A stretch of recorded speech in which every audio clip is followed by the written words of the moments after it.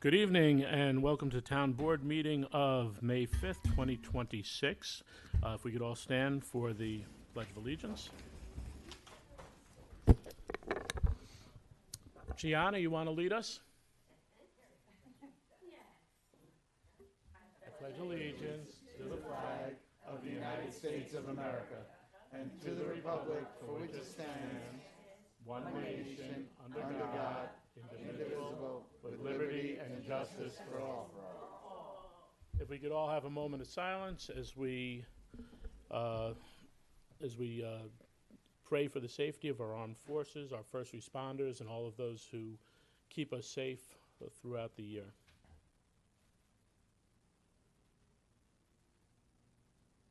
Thank you.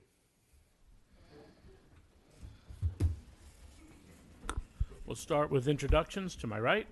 Good evening, Diana Quast, Town Clerk. Patrick Murphy, Town Councilman. Supervisor Ed Lachterman. Deputy Supervisor Sergio Esposito. Susan Siegel, Councilwoman. Ilan Gilbert, Town Councilman. Adam Rodriguez, Town Attorney. All right.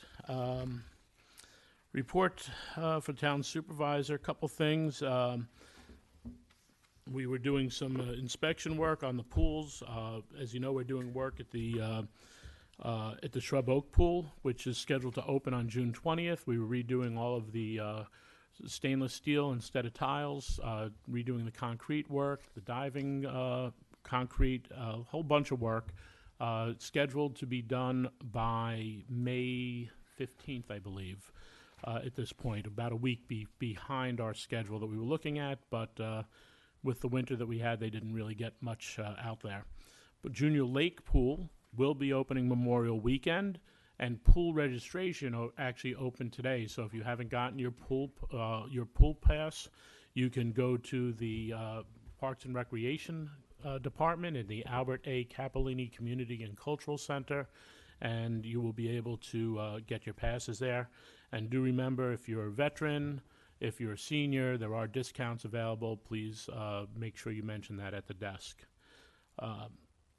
As we look there too, we have Sparkle Lake with the beach. On the other side, we had the old trailers that used to be the Parks and Rec Department, and those have now all been removed, and we're looking to do something special there, and keep on the lookout for that.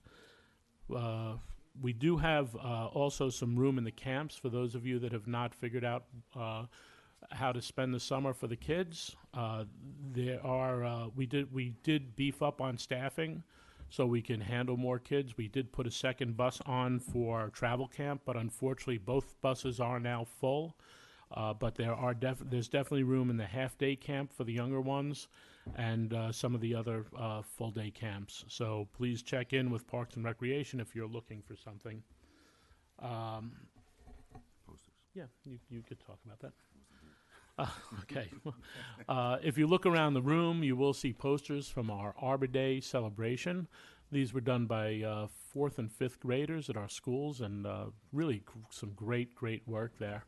And we had a Arbor Day celebration right out in front of Town Hall, planted a new tree, and it was great. And I thank our planning department, always puts that on, and with our tree commission, and they really did a fantastic job again, as always. We are shifting from trees to water. We are bringing back the local waterfront revitalization committee. This is a committee that was put together in 21-22 based on developing our waterfronts, both from access and commercially. So there's a big program in the state. There is grant money available, and part of it is having this local waterfront revitalization committee. And we've started interviewing. We are looking for 5 members total, and you could contact my office if interested.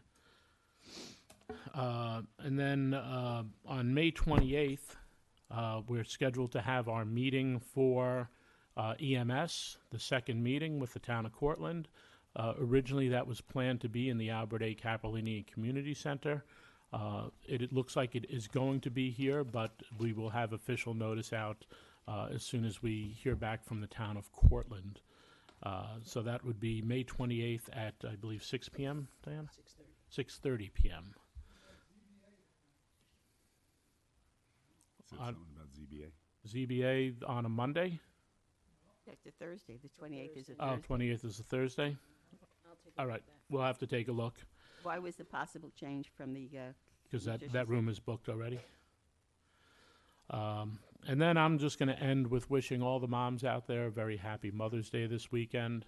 And I'll let Patrick tell you how to get the plants that even Patrick can grow when we get there. Have a green thumb. There you go. I'll start off with that. I wish everybody happy Mother's Day. And Sarah, I'm not going to be able to hit your thing, but the Garden Club has their sale right across from Suburban on the 9th. I'm sure Sarah's going to get up at courtesy of the floor and give you more details. But it's great. They do a phenomenal job. It's a great fundraiser for the Garden Club, and everybody should go down there and support them. It's a very easy way to support the Garden Club and also, provide some gifts for your mother. So, Fam Jam is also this weekend. Fam Jam, it started out and it's moved over to the Jack DeVito's / Veterans Memorial Field / 6th grade school / YCC / whatever, So that's from 9 to it's from noon to 8 at night. And it's a great event for if you have any small kids. They have bouncy castles. They have everything there. It's great. So, and then this past weekend we went over to Beaver Ridge and we did the breakfast over there, and it was awesome.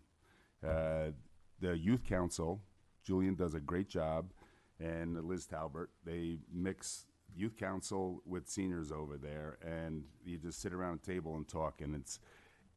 Every time I go over to Beaver Ridge, I love it. Everybody over there is so happy to, just live there, hear the stories of where they come from. But it was a great event, and Julian did a great job. May 15th, from 9 to 1, is paint recycling behind the police station in the recycling, in the refuse department. The paint does not have to be dried out.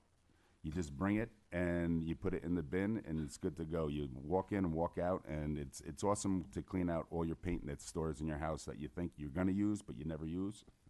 So When is that? What date? that's on the May 15th from 9 a.m. to 1.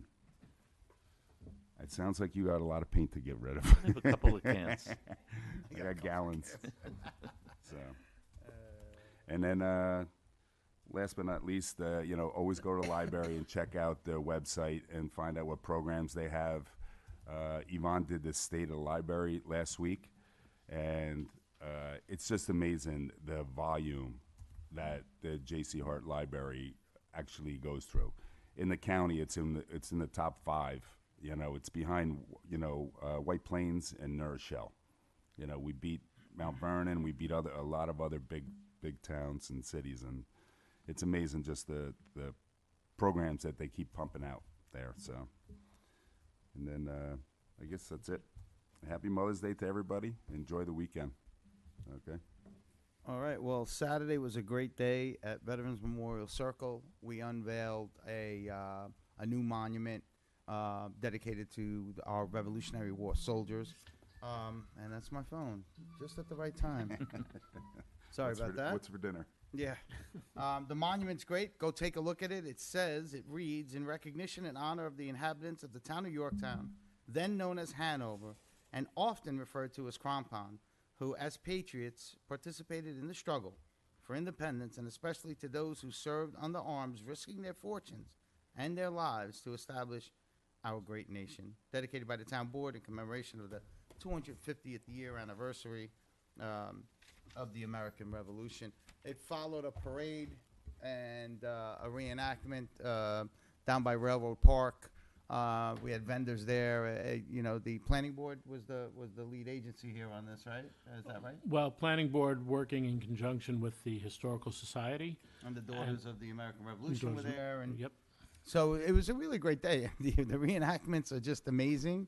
I'm I think- surprised our PD did not get a bunch of calls because they were shooting the muskets Yeah, it was without pretty cool. without balls, just with the gunpowder, and it was a pretty awesome Yeah. demonstration.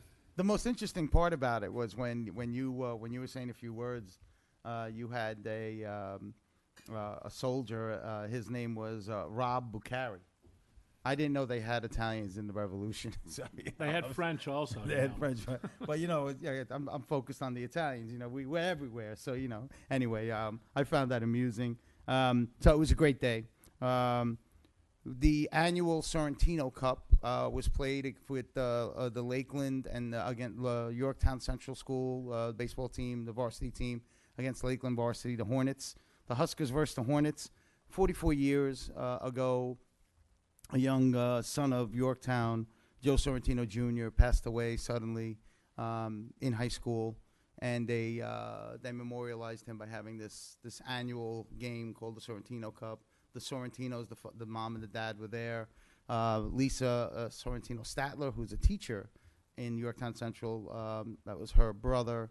So it was a great game. I'm not going to tell you who won because it didn't matter, but the camaraderie and the sportsmanship and the memory of Joe, who gave a lot to our community as a young guy, was really nice. I want to congratulate one more time my good friend Tommy Nadorsky, who retired from the Yorktown Police with distinction. Great guy. I talked to him today, and I said, "What are you doing today to be productive?" And he said he was getting up and walking over to the pool. So I'm glad he's still, working and, just like, moving. Congrats, Tommy. We love you, man. There was senior night at Panis for flag football. So the seniors were honored there. That was a great event. I think they played Poughkeepsie and won, I don't know, it was like 44-0 or something like that. It was something crazy. We had a really nice time, again, along the lines of the Revolutionary 250 and the celebration that the town is really engaged in this year at Peter Pratt's. What a great time it was over there. It was just so authentic, so original. The vibe was just amazing. They had people playing a violin, the drums, just in the revolutionary genre. Really amazing. Really takes you back. Really a great time. Place was packed. Cars parked everywhere, and it was a nice night. I want to congratulate Jacob Wright for making his eagle. This was a couple of weeks ago, but we haven't had a chance to really speak about it. And I want to congratulate YVAC, the Yorktown Volunteer Ambulance Corps. They had their awards brunch. They do such an amazing job. And I got to tell you, there was the junior corps that they have. There were quite a few. Yes. Quite a few young people. It was a whole table, actually Yeah, a table and two a half. tables, yeah. So it's nice to see their volunteer program is going strong, and they got a lot of young people that are engaged, and they do such a great job. We thank them for rendering help to many of us. I know they were there for my parents on several occasions, and their help is invaluable. I wanted to bring something up because I ignored it, and it's called the Star Refund. So you may have received a letter back in January saying you got 45 days to go on this website and report your STAR program, your income, to see if you're eligible. Now, I don't know why this happens all of a sudden, but I didn't make it in 45 days, so I received a letter that I was being denied my STAR exemption, okay? And so there's a way to protest it. So it's not alarming, but now I have 45 days. And I went on, but it was like on the 47th day that I went on, and it was too late. I filed whatever the paper they filed. It took me 10 minutes, right? And then I get this letter. My parents ended up in the same boat because I do their stuff for them, right? So now they got the letter. So now I have to mail this letter saying, hey, we did file. Here's the copy. Please give us our STAR exemption. I'm not sure if you guys missed it or did it, or whoever's out there, but it is real. It's not a scam, because it looked like a scam in the beginning. I'm like, what is this? So I Is just it- want to call Is it it for the enhanced star or the regular star? the regular star, and you can't get you can't get to enhanced unless you have the regular star if you're a senior. But the enhanced was the only one that was based on income. This was the STAR program. It's the STAR exemption, it's called. And so there's letters out there. I talked to our tax department, Gary, and he said he's getting a ton of stuff from the government, from the state, saying decline this guy's star, that star, this guy's star, this person's star. So it is something real, and it's something that you want to pay attention to because it's real money, you know, and you know, we shouldn't lose out on it. And like I said, if you're a senior, and you don't have you don't qualify for the star because you missed this letter, then you ain't getting the enhanced star either, and that's real money, right? Especially for elderly folks. So something to look into, and something to think about. But I've been taking, you know, I got to send copies of you got to prove who you are, you got to do all of this stuff because the appeal is not online. You got to mail it like snail mail, paper mail. It's the government. So, but anyway, it's something that you want to look into and figure out, you know, to make sure that you are not, you know, not getting cheated out of. I wouldn't say cheated out, but missing out is better, of an exemption that you really are entitled to as long as you qualify. Last thing. I'll read from an email that I got from Bob Giordano. Who remembers Bob Giordano? He's reaching out from Florida to us, and he said he wanted me to, and a bunch of us. I think he sent this to all of us. But the tariff refund process is moving, and small businesses need to act now. This is from an email that's actually from this company that's doing this. Following the Supreme Court decision to strike down key tariffs, billions in potential refunds are at stake. U.S. Customs has launched a new system called CAPE, the acronym CAPE, to process claims, but there is no automatic path to recovery. Early indications show that navigating eligibility documentation and deadlines will require immediate attention. And this is for Small Business Week. It says, as we mark Small Business Week, we're focused on making sure you have what you need to capture the opportunities like this one. There's something called a Tariff T 2.0, navigating the refund process. If you guys send me an email, I could send you where to register. It is tomorrow at 4 p.m. So it's something, again, real money that you might be entitled to. You got to do some legwork, I'm sure. But, you know, those are two things that you could potentially really miss out on. All right? Happy Mother's Day to everybody, and thank you. Thank you, Sergio. I just have a few items. I just want to remind people, in remembering Arbor Day, that our Tree Advisory Commission has put together, with the help of the Planning Department, thank you, Robin, for your assistance on this, a brochure that explains the tree law and when you need a tree permit if you want to take down trees on your property and when you don't need one. On the town website, there's the application to get the permit, but it doesn't explain when you need one. So I urge people, and I'm going to ask the person, Marissa, who now takes over our website, if she can upload this very simple brochure. I don't know if Tom can get a copy of it, but it explains when you need a permit, all right? So you know when you're in compliance with the law. I also want to remind people that the county is having offering free upgrades of septic systems for people only in the Halleck's Mill district that's in the New York City watershed. You can get an upgrade of your system basically for free. And if you live within 100 feet of an existing sewer line, in other words, you're just outside the existing sewage section, you can also take advantage of this system. And the application and information about that is also online. Just want to alert you that at the next week's work session on May 12th, I'm expecting that we'll have a discussion about amendments to our sign law, not the entire law, but the section that deals with what is known as temporary opinion signs, and that covers election signs.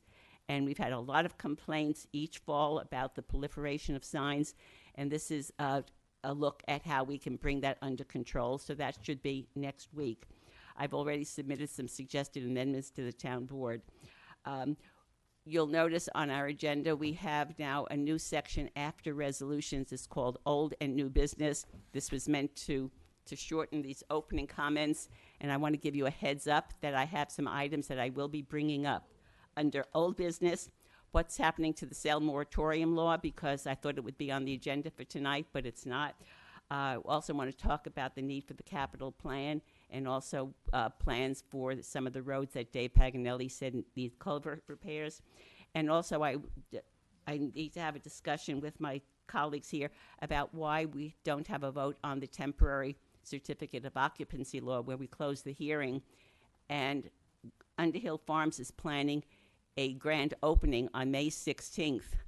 So I'm concerned that we know that the road improvements have not been finalized, and there are still problems because people just don't know which way to turn and what the lanes are there, and I'm concerned about what's going to happen there with that grand opening. Under New Business, I want to bring up two issues. One, I think it's time that we amended our public notice law. This issue came up, especially when it deals with adjourning public hearings. The issue came up during the cell tower hearings, where the public didn't know when a hearing was adjourned. It also came up last night at the planning board meeting, that a hearing was adjourned and people didn't get notified about it. So I would like to suggest that we take a look at that, not just how we deal with adjourned hearings, but there might be other sections that need to be changed. And also, a few meetings ago, we also, under New Business, we referred out draft legislation for an affordable housing set-aside law. Those comments are due back tomorrow, May 6th, so I would like, under New Business, to set a date for a public hearing in June, so we get that moving along. So after resolutions, please stay tuned into your TV if you're watching the meeting, or the few people who are here sitting in the meeting, because there are important issues that I'd like to bring up after the resolutions. Thank you. That's a good alert, but it somewhat defeats the idea of doing old business, new business to eliminate it. But Well, people I have to know understand. to stick I around. understand. I understand. Happy Cinco de Mayo to everybody. That's my first statement. My second statement, I'm very happy to read an announcement that comes from the New York State Town Clerks Association. The New York State Town Clerks Association proudly announces that Town Clerk Diana Quast has been selected as New York State Town Clerk of the Year for 2026.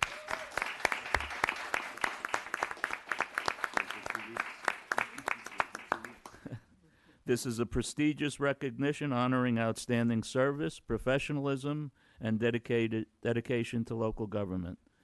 This award highlights Town Clerk Quast's commitment to transparency, efficiency, and exceptional service to residents. Throughout her tenure, she has worked to modernize office operations and improve record management procedures, particularly the preservation of historical documents, while ensuring that every resident receives courteous and knowledgeable assistance. Deputy Town Clerk Maura Weissleiter nominated Town Clerk Quast, along with the support from fellow town clerks, the Westchester Putnam Town and City Clerks Association, the Westchester County Executive, legislators, state senators, judges, attorneys, and numerous senior citizen residents, all of whom praised her dedication and leadership. Town Clerk Quast exemplifies the very best of public service, and this recognition is a testament to the positive impact she has made to her community. The New York State Town Clerk of the Year Award is presented annually to a clerk who demonstrates excellence in public service, innovation, and leadership within the profession. Town Clerk Quast has served as Yorktown Town Clerk for 10 years. Prior to that, she served as Deputy Town Clerk for 16 years under Alice Roker, and has been a member of the New York State Town Clerks Association for 26 years. She is the sixth town clerk in Westchester County to receive this award since 1984, and the 36th town clerk to receive the designation of New York State Town Clerk of the Year across all of New York State and 933 towns. She has earned the designation of Registered Municipal Clerk from the New York State Town Clerks Association, as well as Certified Municipal Clerk and Master Municipal Clerk from the International Institute of Municipal Clerks, having successfully completed all requirements for these certifications. Throughout her career, Town Clerk Quast has consistently demonstrated dedication to her work and her community. She established a mobile town clerk's office to serve the residents unable to travel, helped create the inclusive playground in Tom Diana Park at Granite Knolls, and launched both a senior safety identification program and a veterans ID program. She also serves on the Westchester County Citizens Budget Advisory Committee and is a member of the Support Connection Board of Directors. And she participates in the Women's Auxiliary of the Yorktown Heights Engine Company #1, among many other community organizations. Her commitment to public service is a shining example of the role government representatives can play in strengthening their communities. And that's the statement from, again, the New York State Town Clerks Association. You going to give a speech, Diane? No. I had to give a speech that night, which was frightening at best. But thank you very much. I'm very honored and humbled to receive that. Well deserved. Yes. Well deserved. And actually, aren't you only one of 2 master clerks in the town of Yorktown? There may be 3 now. I think Mamaroneck stepped up. Well, a well-deserved honor. And Yep. Congratulations. Congrats. Definitely. I have another announcement, an evening with the authors at the library. Stephanie Dre and Laura Camoy will be at the John C. Hart Memorial Library on May 8th at 6 p.m., and they're asking that you join them for a special literary event featuring the New York Times bestselling writers as they discuss their compelling new novel. And the novel is A Founding Mother, a novel regarding fearless patriot First Lady and the formidable force behind 2 presidents. And I think it fits with the America 250th birthday theme. Another item was I had the privilege, or I was sort of asked a little bit out of desperation to chaperone the teen center the other night. Otherwise, I think they would have had to cancel the event, and that is something that we never want to happen if we can avoid it. It's important for kids to have a place to go, and I would encourage. There are some, from what I understand, there are some issues getting people to volunteer to chaperone. They've lost a number of people who used to do it. And I would suggest, maybe, Ed, if you don't mind, I'll suggest that anyone interested in chaperoning to call your office, and then they could speak with Perry Matza. Absolutely. And I know one of the people they lost was due to illness, and Tony's doing a lot better, so hopefully he'll be back there. Actually, Tony came in to thank me personally, actually. Did He he? came by to thank me for And and for those of you that are thinking about it, even if you don't have kids there, it's great. My wife and I have done it a bunch of times. We did it when my daughter was young, and now we've done it now that she's old. Don't tell her I said that. But it's really a lot of fun, and the kids there have such a great time. You could be down in the gym at the basketball court. They do activities upstairs, so there's a lot of different things that you could be there and help out with. So I highly recommend it. I also attended, as Sergio had mentioned, the Pine Bridge Memorial and the new memorial dedication from the Daughters of the American Revolution over the other day. And I was very honored on behalf of our town to receive a plaque from the Daughters of the American Revolution. I have that, and I will bring it to the town hall. And lastly, Happy Mother's Day to all. I want to wish all the mothers out there the very best for all that they do for their families and our community.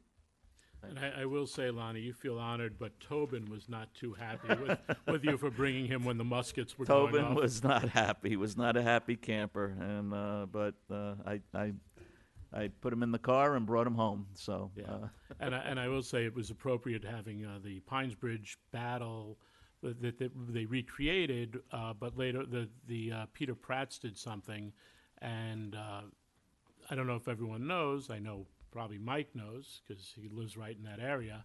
But the Battle of Pines Bridge ended up at the Davenport House right across the street from Peter Pratt's, and you could still see like where the bullets hit the building, and so it's kind of interesting. And also, I did forget to wish Sonny Grassi a very happy 90th birthday. I was invited to the party, Sergio as well. We were there on Saturday, and Sonny he was the Grand Marshal of our first Feast of San Gennaro.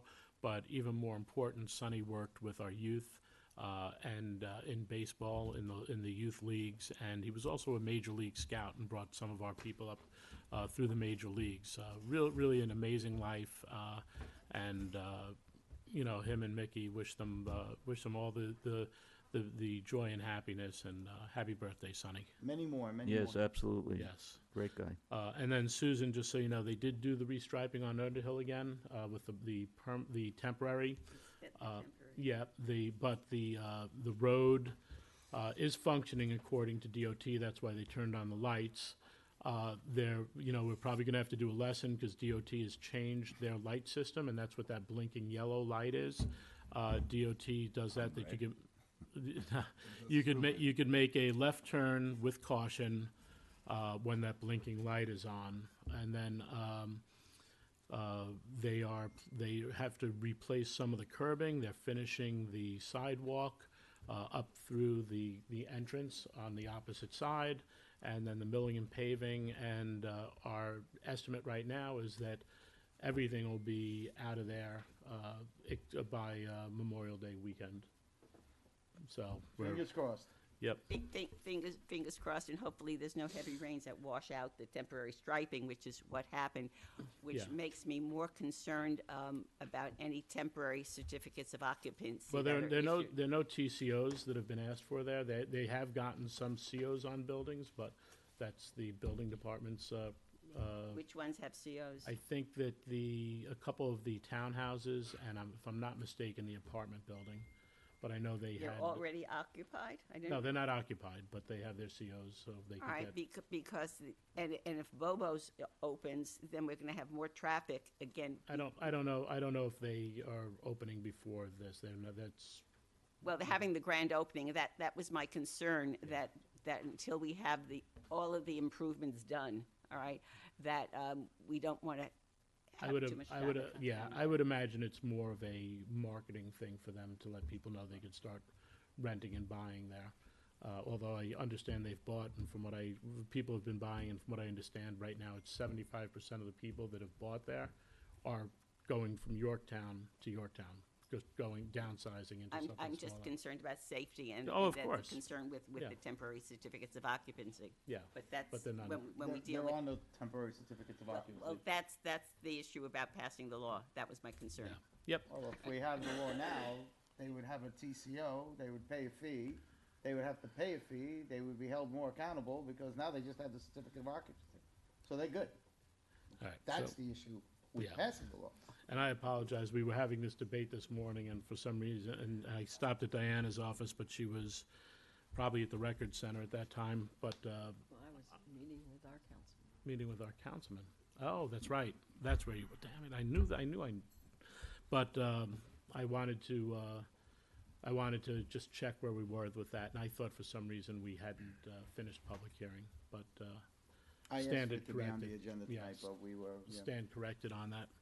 It's all right. All right, so let's, before we move on, I know it's off the agenda, but Sergio did have something from one of John McMullen's works to read for the Poet Yeah. Laureate, his honor. And we will be looking to bring back the position of Poet Laureate. I was talking to Yvonne at the library, and she went through this with a process in the past to choose a Poet Laureate, and there's a whole criteria, so we'll look into that, and if anyone's interested, we should have some type of avenue for that coming up. Okay. So this is very small, bear with me. So 45 Years in Jefferson Valley by John F. McMullen and Barbara E. McMullen. We have been 45 years in Jefferson Valley, town of Yorktown, Westchester County, New York, living in a more than 200-year-old converted barn once owned by Lester Perry, for whom our street, Perry Street, is named. In those days, our two children, now in their 50s, played sports until they went off to college, and in the winter, people drove cars on the frozen ice at the bottom of our hill on Lake Osceola, and our post office was in a small store at the end of the large building owned by a deli, the Valley Market.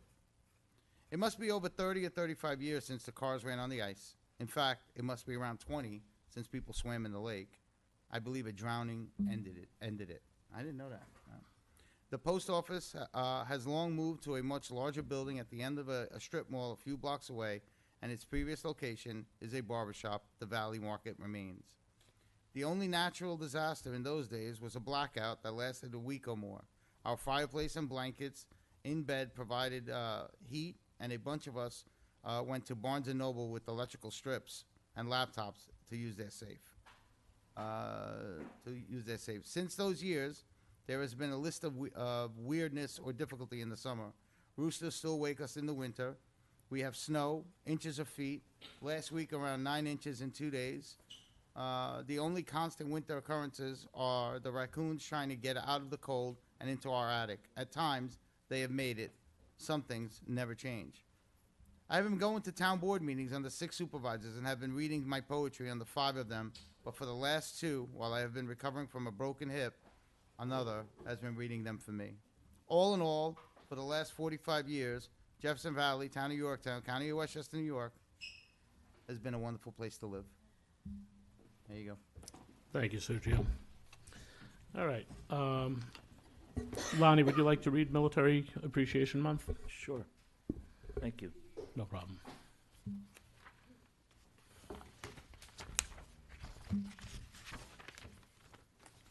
A proclamation for Military Appreciation Month. Whereas Military Appreciation Month, as recognized by the United States Congress, acknowledges the past and present service of American soldiers. And whereas Military Appreciation Month includes VE Day, Military Spouse Appreciation Day, Loyalty Day, Armed Forces Day, Public Service Recognition Week, and Memorial Day. And whereas Military Appreciation Month recognizes all of our courageous neighbors serving in all branches of the service, including the National Guard, reserves, veterans, and all of their families. Whereas the town of Yorktown is proud of the many organizations within our community who support both active and retired military personnel, including American Legion Post number 1009 and Veterans of Foreign Wars Post 8328, my brother Vinny, and the United for the Troops. And whereas the town of Yorktown recognizes the brave men and women who have served or currently serve in the United States military and offers its heartfelt appreciation to all who defend our freedoms. And whereas the town of Yorktown also recognizes the great sacrifices made by the families of military personnel and offers its sincere gratitude. And whereas during Military Appreciation Month we are reminded of the important role of the United States Armed Forces have played in the history and development of our country and state and our responsibility as Americans to support and honor the selfless service of our military families. Now, therefore, be it proclaimed that the Town Board of the Town of Yorktown recognizes May 2026 as Military Appreciation Month in the Town of Yorktown, recognizing our service members and veterans and remembering with deep gratitude the men and women who have given their lives in defense of our freedoms. Thank you, Lonnie. And Sergio, you wanna? Mental Health Awareness Month. Whereas mental health includes our emotional, psychological, and social well-being, it affects how we think, feel, and act. It also affects how we handle stress, relate to others, and make choices. And whereas mental health is important for our individual well-being and vitality, as well as that of our families, communities, and businesses, and whereas nearly 1 in 5 American adults will have a diagnosable mental health condition in any given year, and more than 42.5 million U.S. adults live with anxiety disorder, the most common mental health condition in America. And whereas May 1st through May 31st, 2026 is recognized as Mental Health Awareness Month, this year's theme is More Good Days Together, encouraging us all to reflect on what a good day looks like, but for ourselves and for our communities. Together, we can use that insight to connect people to the right support at the right time and shape advocacy, education, and community engagement to make more good days possible for all. And whereas mental health management ensures that individuals can focus their abilities to live, work, learn, and fully participate and contribute to our society while promoting diversity, inclusion, and acceptance. Now, therefore, be it proclaimed that the Town Board of the Town of Yorktown recognizes May 2026 as Mental Health Awareness Month and calls upon its citizens, government agencies, public and private institutions, businesses, and schools to commit to increasing awareness and understanding of mental illness and the need for appropriate and accessible services for all people, which will promote recovery and a higher quality of life. Thank you very much. All right, next up, we have a presentation. This past week, Senator, geez, give him a promotion, I guess. Congressman Mike Lawler recognized women within the 17th Congressional District. I believe there were 36 women recognized altogether, and 2 of those actually are right here in the town of Yorktown. So I have a certificate recognizing them as well.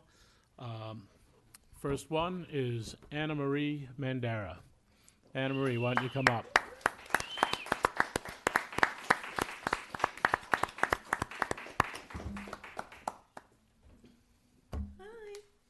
Hi, Anna. I've become so popular. Fix your voice. I know, I'm a little raspy, but it's sexy. So, is it okay if I read a little speech? Absolutely. This is I have the floor? your turn at the mic. Okay. Congratulations, Diana Quast. So, good evening. I am deeply humbled to be standing here tonight. To be named a woman of distinction is incredible. But to be nominated alongside such strong, powerful, and caring leaders who make our communities better every day is truly humbling. I am so grateful to my family, friends, and my daughter Gianna. Thank you for helping me grow, teaching me to be resilient and believing in me, even when I struggled to believe in myself. I have devoted much of my time to Gigi's Playhouse of Westchester, a wonderful organization for children and adults with Down syndrome, and to multiple veterans organizations, especially the VFW in Yorktown. I am often asked, why do you do so much? You're always volunteering. How do you find the time? I do what I do because I genuinely love to make a difference. But more importantly, I do it because 100% of the time, my daughter is right there with me. As you can see, she's in the back. I do it because I want to teach her that while life is not always easy, helping others is always the right thing to do. My goal is for Gianna to know that her voice matters, her actions matter, and that she can do absolutely anything and everything she sets her mind to. Even if the world sometimes sees her differently, I want her to know that her differences are her strengths. This award isn't just a reflection of what I have done, it reflects doing what is right. To all the strong women in this room and everywhere, thank you for inspiring me. Let's keep showing our children and our community the power of love, action, and perseverance. Once again, I am truly honored, and I would like to also thank Supervisor Ed Lachterman for nominating me. Thank you all so much. And thank you, Gianna. So, Ann, I have here congratulations to Anna Maria Mandara on being named 2026 Woman of Distinction by Congressman Michael Lawler. Thank you for your commitment to our local veterans and your tireless work as an advocate for our special needs community. And may I also add being an inspiration to all of us. Oh, thank you. I appreciate that. Thank you so much. Happy Mother's Day, Thank you Anna. so much. Thank you so much. Thank you. Thank you. Thank you. Thank you. Thank you. Thank you. Thanks, honey. Thank you. Thank you. Look, Gianna, another award. Oh, thank you. Oh, yeah. You make a difference every day. Thank you so much. Thank you. Thanks, Landy. You know I appreciate that. Thank you. So do you mind if I throw a plug out there, maybe? Go ahead. So on June 13th at the VFW Hall across from Veterans Field, we are having a Gigi's Playhouse 1 mile walk for Down syndrome. My team is 321 Dashers. But if anybody's interested in becoming a sponsor or participating, please visit the Gigi's Playhouse Westchester. Sign up, create a team, or just show up, show support. Whatever you want to do, we're going to have a nice barbecue there, and you're all welcome. So I hope to see you there. And that's on June 13th. It starts at 10 a.m. Incredible organization. Yes. Thank you so much, everyone. Thank you. Anna, make sure you reach out to Carol. She'll I be will. mad if you don't. Oh, yeah. Oh, I will. Okay, thank you. All right, and like I said, we had 2 women from Yorktown. So, Cynthia Secor Smith, would you please step up to the microphone?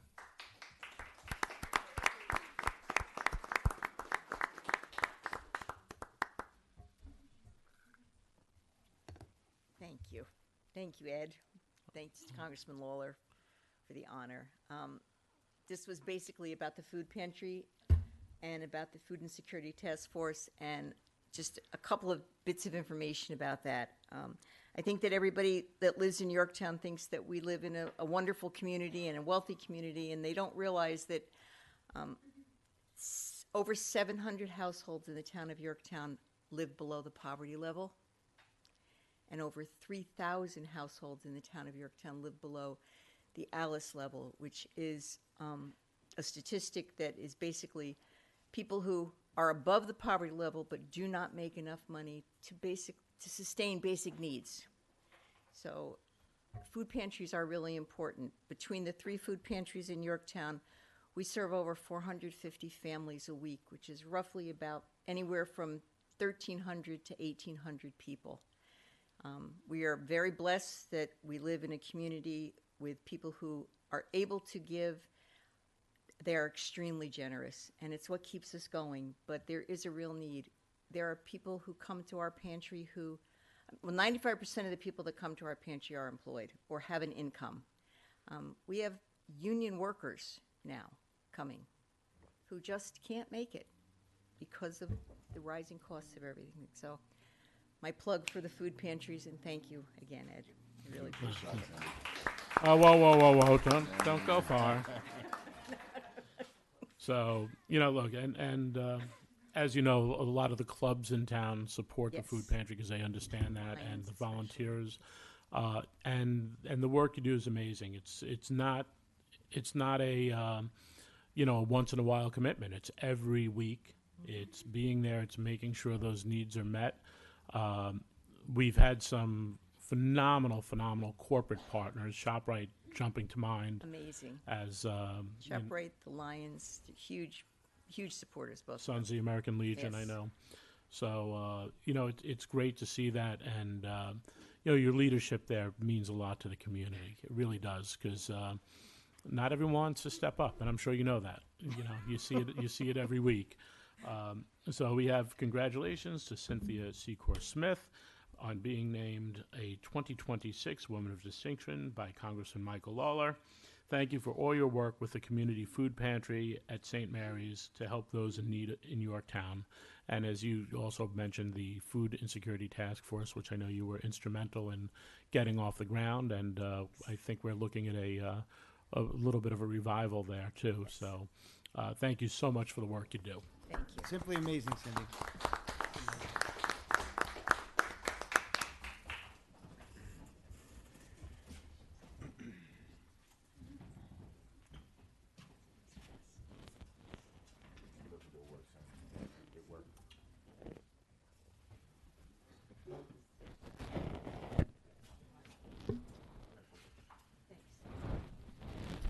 I'll give you all the other footballs. I owe you a hug. What's your wire? It's kind of trapped back here. Yeah, no, I'm always concerned about it. I don't know which way you want it. Well, we always say Yorktown is truly exceptional. So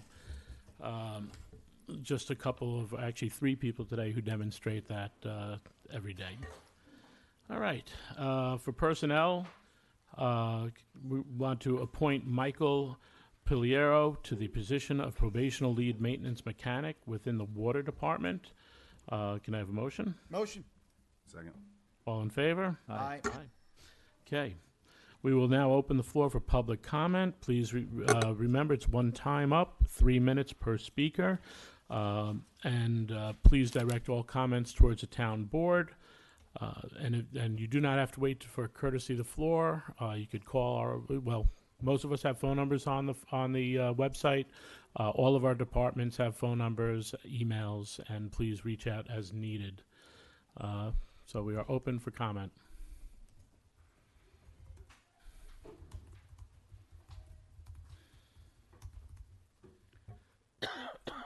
Good evening, Jay Kopstein, here in the Heights.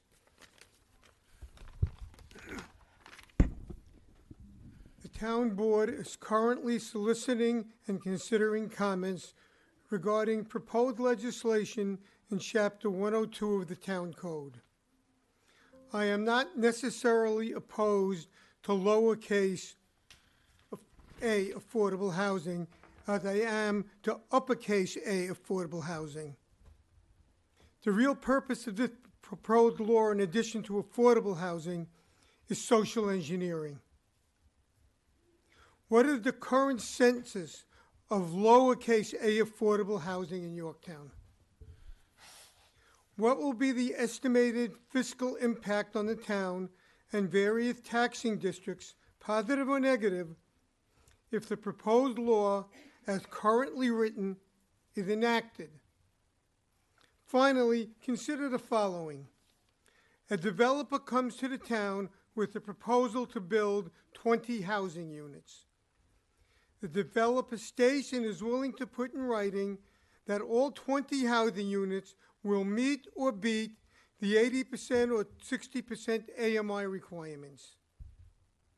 This development would not be considered uppercase A affordable housing unless it was marketed to a wide area. The proposed law is equally focused on social engineering as it is on affordable housing. If, after a housing census is completed, the town board determines that affordable housing is needed, implement the 60%, 80% AMI requirement, but allow the developer or the owner to create the marketing strategy. The Community Housing Board should then be tasked with compliance oversight. Thank you. Thank you.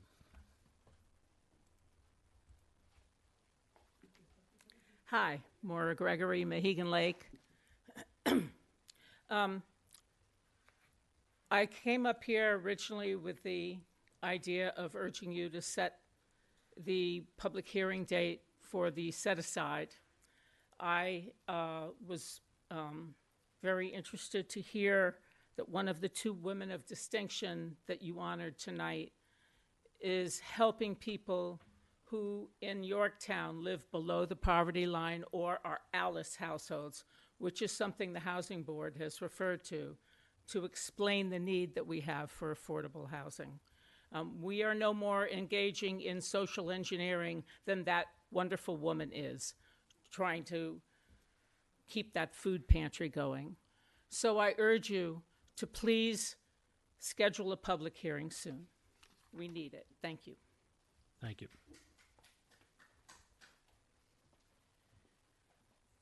Good evening, Jan Mirchandani, Yorktown Heights. Congratulations, Diana, and to our women of distinction, who we have one of the two still here. Anyway, I just wanted to reiterate some frustration that other residents have expressed previously about the agendas not being completed until immediately before the board meeting. I wasn't able, I frankly actually chose not to attend the work session last week because there was nothing on it hours before the meeting, and apparently there was several very, high profile, I guess, issues that were discussed. So it really is a hardship. If we're not, I don't see that there's a compelling reason that we can't finalize an agenda a week, on Friday or even Monday before the meeting. If there's something that comes up and it's super urgent, that's one thing, but I don't think that these things are, so timely that we can't get an agenda approved and finalized for residents to know what's going on a day before a town board meeting or a work session. So I just wanted to reiterate that. I know other people have expressed that, and I wanted to add my frustration with that. I also want to express it was a little bit disheartening to see the moratorium on the housing on the agenda tonight, when we barely have gotten started looking at the affordable housing and the workforce housing updates that the Housing Board has put forth. So I was just a little bit disheartened to see that, and that moratorium expires just days after the election. I'd like to see us have a really robust conversation with the advisory boards, listen to what they have to say, listen to what residents have to say. So that was that. And then the last question I have is actually a question. Ed, I know we had this conversation at previous meetings, and I just looked it up for the approved plan for Underhill Farms. It states in that approved plan that there was not to be any certificates of occupancy until that intersection was completed. So I'm just curious why there's certificate of occupancies being issued for whatever buildings that they've been issued for. Thank you. Yep. Hi, Sarah Wilson. 35-year resident of Yorktown. I'm not going to represent any organization per se, but on behalf of the Garden Club, thank you. The Mother's Day plant sale is the prime source of funds for the Garden Club. They'll be evoking a display highlighting their 100-year history here in Yorktown, and it is the primary source of funds that enables the volunteers to beautify parts of Yorktown, including the Veteran Memorial Circle. They were there early Saturday morning, sprucing up the hillside in preparation for the ceremony and the activities. Did I get the sign up on the chamber LED sign? I sent it to them. I formatted it for you guys. I don't know. I wonder if it's there. They should've Not put it involved up. in that. And I will be at Fam Jam on Saturday as well. It's a great community event, and thanks to them for giving the Garden Club a table. And I was also surprised to see the discussion topic about a proposed moratorium on multifamily housing. I didn't even know it was for 6 months. I have no details on it at all. And as a member of the Community Housing Board, I'm just surprised because I haven't heard any discussion about this and what's driving it.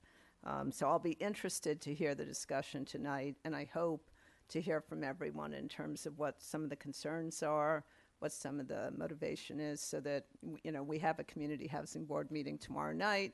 We'll certainly discuss it.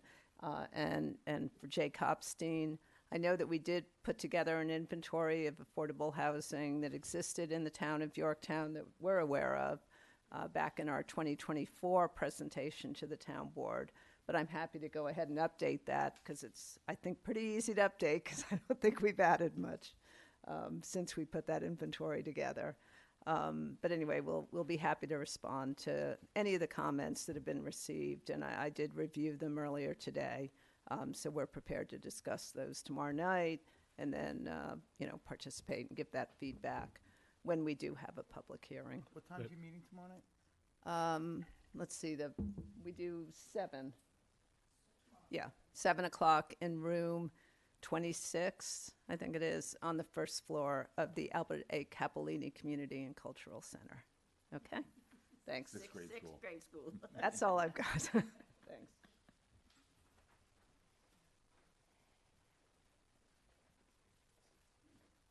Hi, Karen Erickson.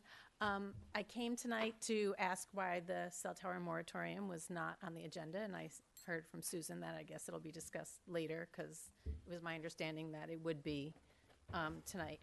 I also wanted to follow up actually with an email that I sent to all of you on April 22nd regarding the alienation of the parkland, which I know is not complete. But the board has stated repeatedly that that alienation for that section of 62 Granite Springs Road is not complete, and it is not something you are going to complete. And I would like to know if you are going to formally make that decision.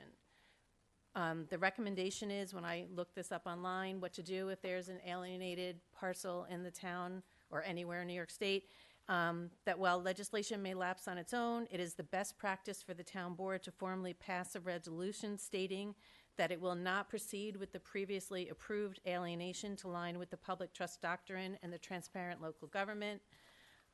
You should notify your stakeholders. The town should formally notify the New York State Office of Parks, Recreation, and Historic Preservation and the local state legislative sponsors who'd introduced the bill that the town no longer intends to act on that legislation, and that the town board should revoke their home rule request. If the legislation was passed based on a home rule request from the town, the board can issue a new resolution formally rescinding its previous request, declaring the intent to keep the land as public parkland, which I believe is what your intent is at this point. So I would like to publicly ask the board to rescind that alienation to protect that parcel, that small area that was removed as parkland. I would also like to acknowledge Diana Quast, because she did get that award, and I can say I've definitely had a lot of impact with her office and, back and forth, and they have always been nothing but extremely professional and helpful and an amazing resource to the residents of this town. If you need information, they will 100% find it, and it is a well-deserved honor that she received. Thank you. Thank you, Ken.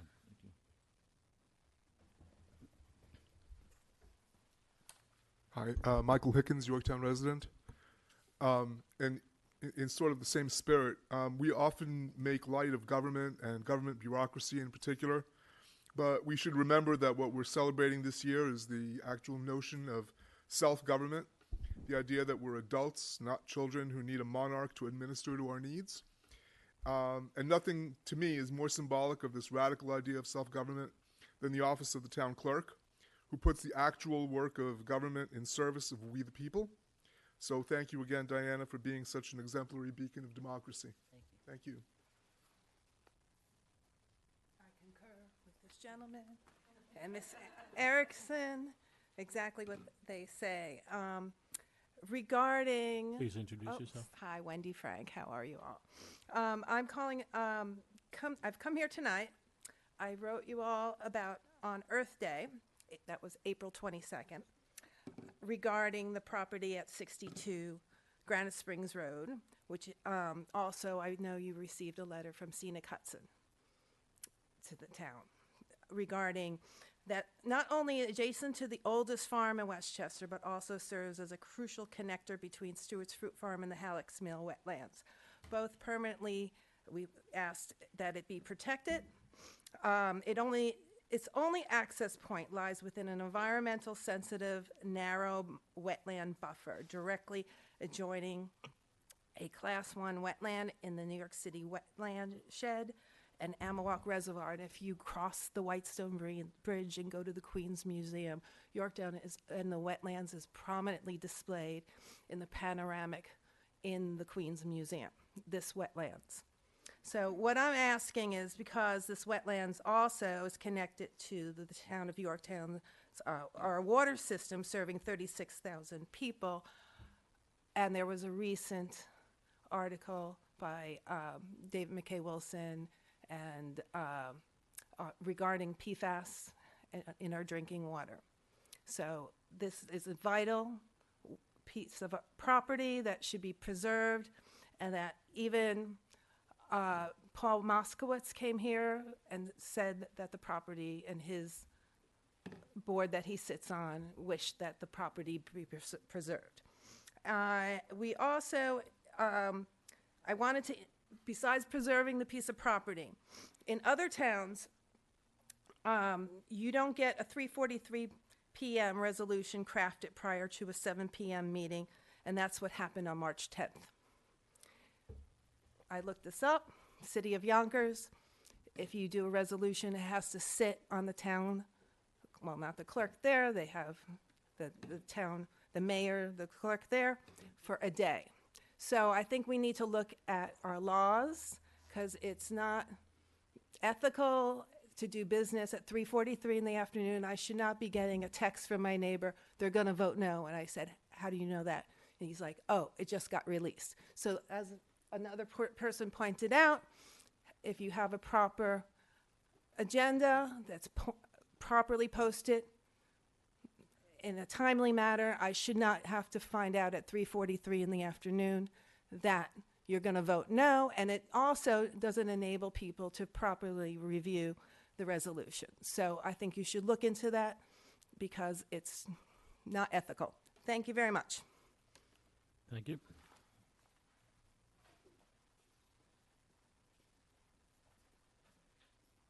Anyone else for courtesy of the floor? Motion to close courtesy of the floor. I'll make that motion. I'll second. All in favor? Aye. All right. Just real quick, Jay, thank you for your comments. And I'm sure as we come up on the public hearing, we'll have some of the back and forth. For the moratorium, and the reason being here, we are looking at the affordable housing law. We are looking at some big projects that sort of got funneled through after COVID that were supposed to, that were all started at different times, that are now hitting at the same time.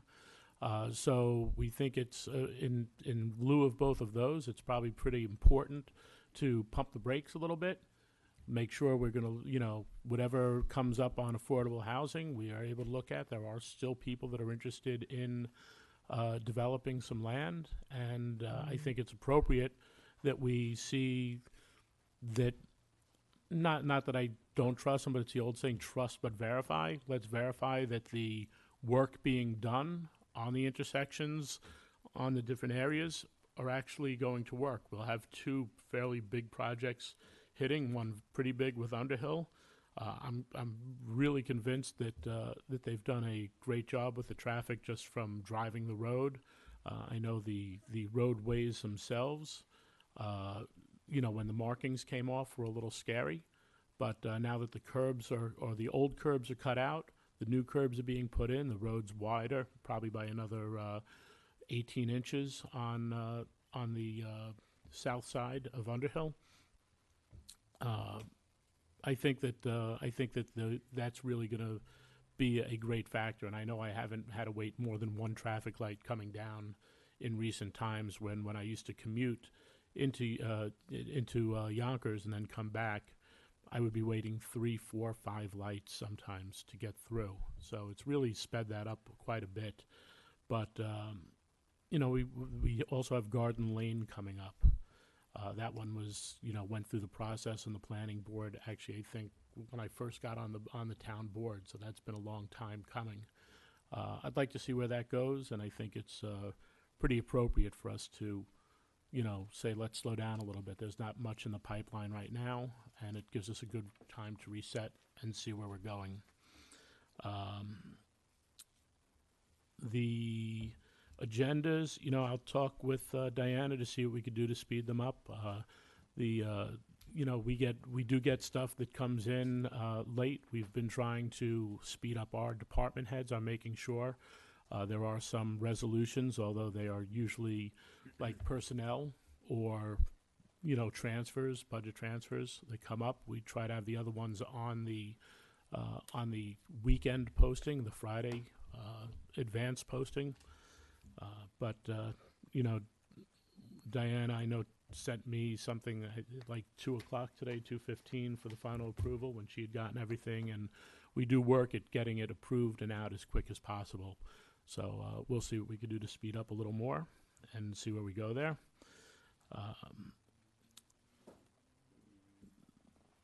The Underhill intersection, once again, is my understanding of it through planning is that it's a functioning intersection before anything happens.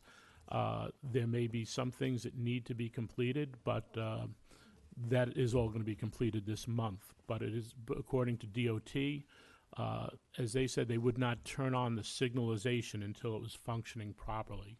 They did that actually a couple of months ago. So the interpretation of that gives our building department the right, and they don't check with the town board. They're not supposed to check with the town board.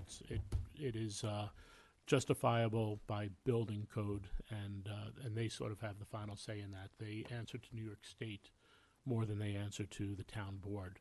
They have the law to follow. That's that we don't supersede state law. The alienation and that whole thing, the moratorium, we are definitely looking at that. We're going to look at the law itself. You know, it was stated here, and there was a reason why we didn't want to, you know, throttle it down without doing proper thought on it. But I do believe that, from my thoughts on the new law, as we look at that it's important that we look at the wetlands in particular. So there'll be quite a bit of talk and focus on that, I believe, as we come through it. At least from my end, I can't speak for everyone else. Yep, it's the town clerk is important in the democratic process, especially with the FOIL requests that a lot of people have utilized, especially lately.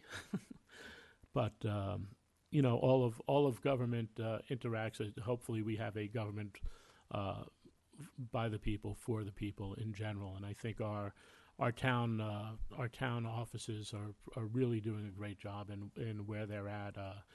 I talked to a lot of people in the community, and from the business community to the housing community. Granted, sometimes they're too good because people don't like, you know, having to pay for permits and things, but it's part of that process to make sure it's inspected and done properly. And we've been getting a lot of compliments on how all of our departments are being handled, but I do know that the clerk's office is front and center, so great job on that new team. And I think, I think we covered that, and Wendy left anyway, so. All right, anyone else? Oh, yeah, I heard what you said about that intersection and all that, and I understand that if the DOT deems it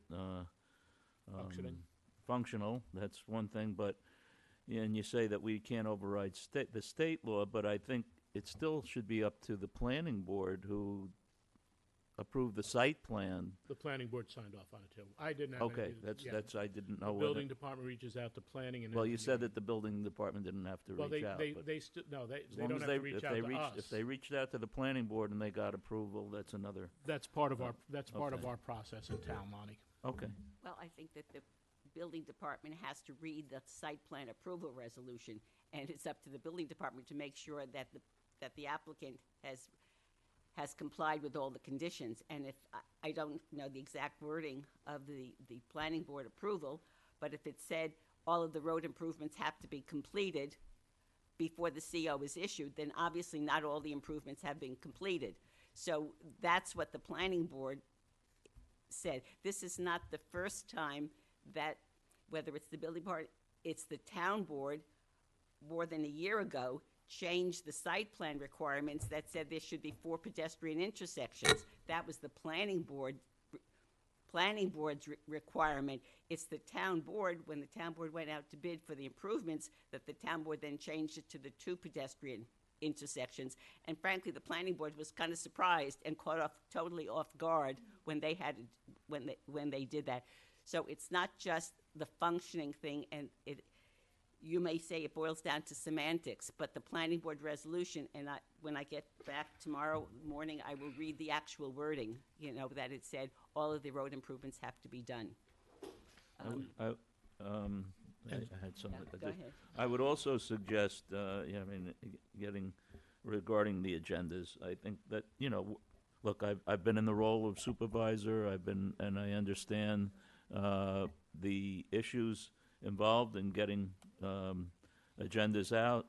I believe, if it's my recollection, we tried to have the agendas out on Friday for the Tuesday meetings.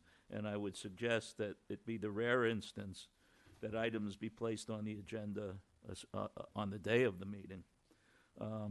I can understand when you have a situation of personnel, need for a personnel hire, where it's not controversial, where you could put add something to the agenda. But, look, it used to be, before I was supervisor, we didn't televise work sessions. And it was always felt that since work sessions at that time were not televised, that you wouldn't vote on resolutions, that it was in fact a work session, and you. So, Lonnie, I'm sorry. We're having a conversation about. I didn't put any resolutions on this Today. since Friday. Yeah, nothing. No resolution came on. Yes. But we've done that in the. We have discussion. Well, if it was simplified resolutions, I No, put discussion items on.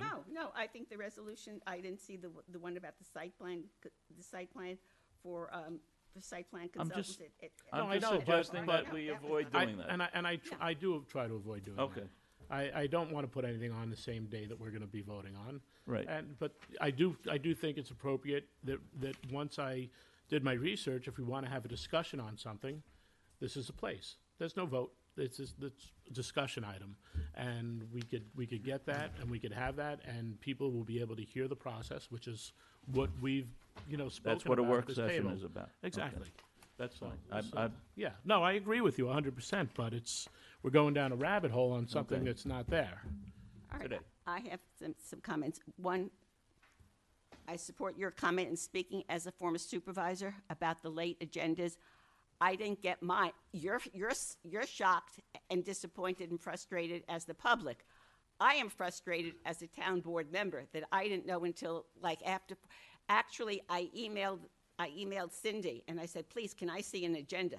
That was so I got it about maybe 30 minutes before it was actually posted online. As supervisor, as Lanny said, we got it out. I don't remember. I was supervisor many years ago, so I don't remember exactly when I had it out, but certainly not at 4 o'clock on a Tuesday afternoon. There is no excuse other than an emergency last-minute resolution. There is absolutely no excuse, and this is the supervisor's job. The clerk types up the agenda. The supervisor consults with her about certain items that maybe have come through her office. Okay, but it's basically the supervisor's agenda. This is the supervisor's responsibility. And Susan, it went out Friday, and then we did the finalized today. No, but which is how it's been done and there since were I got on. two important discussions. That the housing moratorium, which is another issue that I want to talk about, right, came as a total surprise. But I will keep my comments about that one, to a later I We're also going to have discussion today, so and that's the purpose of it. So we'll have that in a little while. Didn't even know it was on the agenda. Okay. Jay, to your comments about the affordable housing law, I think you raise issues and they will be addressed at the public hearing. And I absolutely will say, and this is part of that whole moratorium discussion, that the public hearing on the set-aside law should go forward with a public hearing in June, and that should be discussed irrespective of whether this board ever considers a moratorium on multifamily housing developments. That is a totally separate issue, all right? Has nothing to do with a moratorium, because you're not going to have any affordable housing units if you have a moratorium on development. They're two separate issues, and there's no reason to postpone. In fact, I think personally, my opinion is the moratorium on multifamily housing is an end run to stop having a public hearing on the affordable housing set-aside law, if you want my opinion about that. So that was it. So I've commented on that, the supervisor's thing, and I'll have more to say about that housing moratorium. Jan, I would also agree that I think that I would be supportive of a resolution to cancel the alienation for the Granite Spring Parkland. I think that's a dead issue, and we should keep it as parkland. Keep it that way. If in the future, 5 years from now, 10 years from now, who knows what will happen, if we need to alienate the land for some purpose that comes up and the community supports it, then we can go back to Albany and alienate it for whatever that new purpose may be, because you never know what's going to happen tomorrow. But right now, we know the cell tower issue is dead, and we'll do that. And I don't know why, I will bring it up under old business, why the moratorium law for the cell tower, for telecommunications, was not on the agenda, because it was supposed to be. It was a cut and paste thing. I even gave the language to the supervisor, to the attorney. So, I agree with you that the moratorium and the set-aside law are separate and distinct issues. I'm not sure why we can't have a discussion on the set-aside law and have a discussion on the moratorium at the same time. The moratorium is not permanent. It's not forever. So we could proceed with the discussion on the set-aside law, who, by the way, it's a little rich that you're bringing up transparency with the agenda, when last week, 2 weeks ago, I watched the video because I wasn't here. Ed even said we should wait for Sergio to have some comments, and you were like, "Nah, you had 2 weeks to make comments." That was the most non-transparent thing you could do. Why? On referring out the set-aside law. No. You excuse me. You cut me out. That's what you did. You couldn't wait another week for me to get back to make comments on it. Watch the video. You could watch the video. You were like, he had 3 weeks. He had this too. Whatever. Don't worry about what I have, right? Because you always say that we should discuss things in public. So that's where I like to discuss things, in public. That's what you always say. And the most non-transparent thing I've seen you do was just try to say, you know what, he doesn't have to comment. Don't worry about it. He had it on his desk. If he didn't do it, it's too bad. Let's refer it out. I didn't even get a chance to comment on it because I had something I needed to do that was personal. And it's none of your business what it was anyway. So, but you know, it's a little rich, you know. So I do think that we can have, we've been talking about pumping the brakes, holding off, and waiting to see how all the other developments come to fruition and what the traffic is and what everything is, how it's going to affect the town. We've been talking about that for months and months and months and months and months and months and months. And that's what this moratorium on the housing, and I don't know what the parameters are, that's what the discussion is about. That's what we're trying to, that's I think what Ed's intention was. That's what we're talking about. We tried to adopt, and we've talked about this in public, a sit and wait. Let's see what happens with the developments that are here now, and how the traffic is going to be, the traffic and the people and everybody else. I think it's hysterical that at this point, the people that are against the moratorium were the people that were against the building of Underhill. Like, how do you have it both ways? How are you against building when it's convenient for you? That's what's rich to me. And now that we're saying, okay, let's stop the building. Let's hold off. Let's wait. Now everybody's against us waiting. You can't have it both ways. It can't be politically expedient. Okay, so I think we can have both discussions. I'm looking forward to commenting finally on the set-aside law, and I have some comments about that. I'm waiting for everybody else's comments to get back. But I think we can have both discussions, and we can proceed forward with both discussions, and they are separate and distinct, and they don't really affect each other. By the time we're done getting the set-aside law, if you're under the impression that next week we're gonna have a public hearing, and then the week after, you know, the set-aside law is going to go into place, I would love to see laws do that. I'm trying to set a TCO law.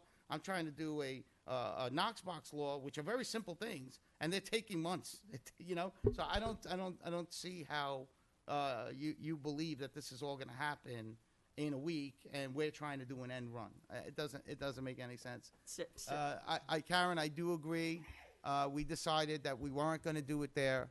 One of the things that we're looking in the cell tower legislation that I discussed with the supervisor is, you know, making it so this way the new law doesn't look at, you know, wetlands and stuff like that. So I think that's part of what I'd like to see in the new law. Wetlands are off limits. Don't touch them, right? So I think that's where we're going. That's where I'd like to go with that.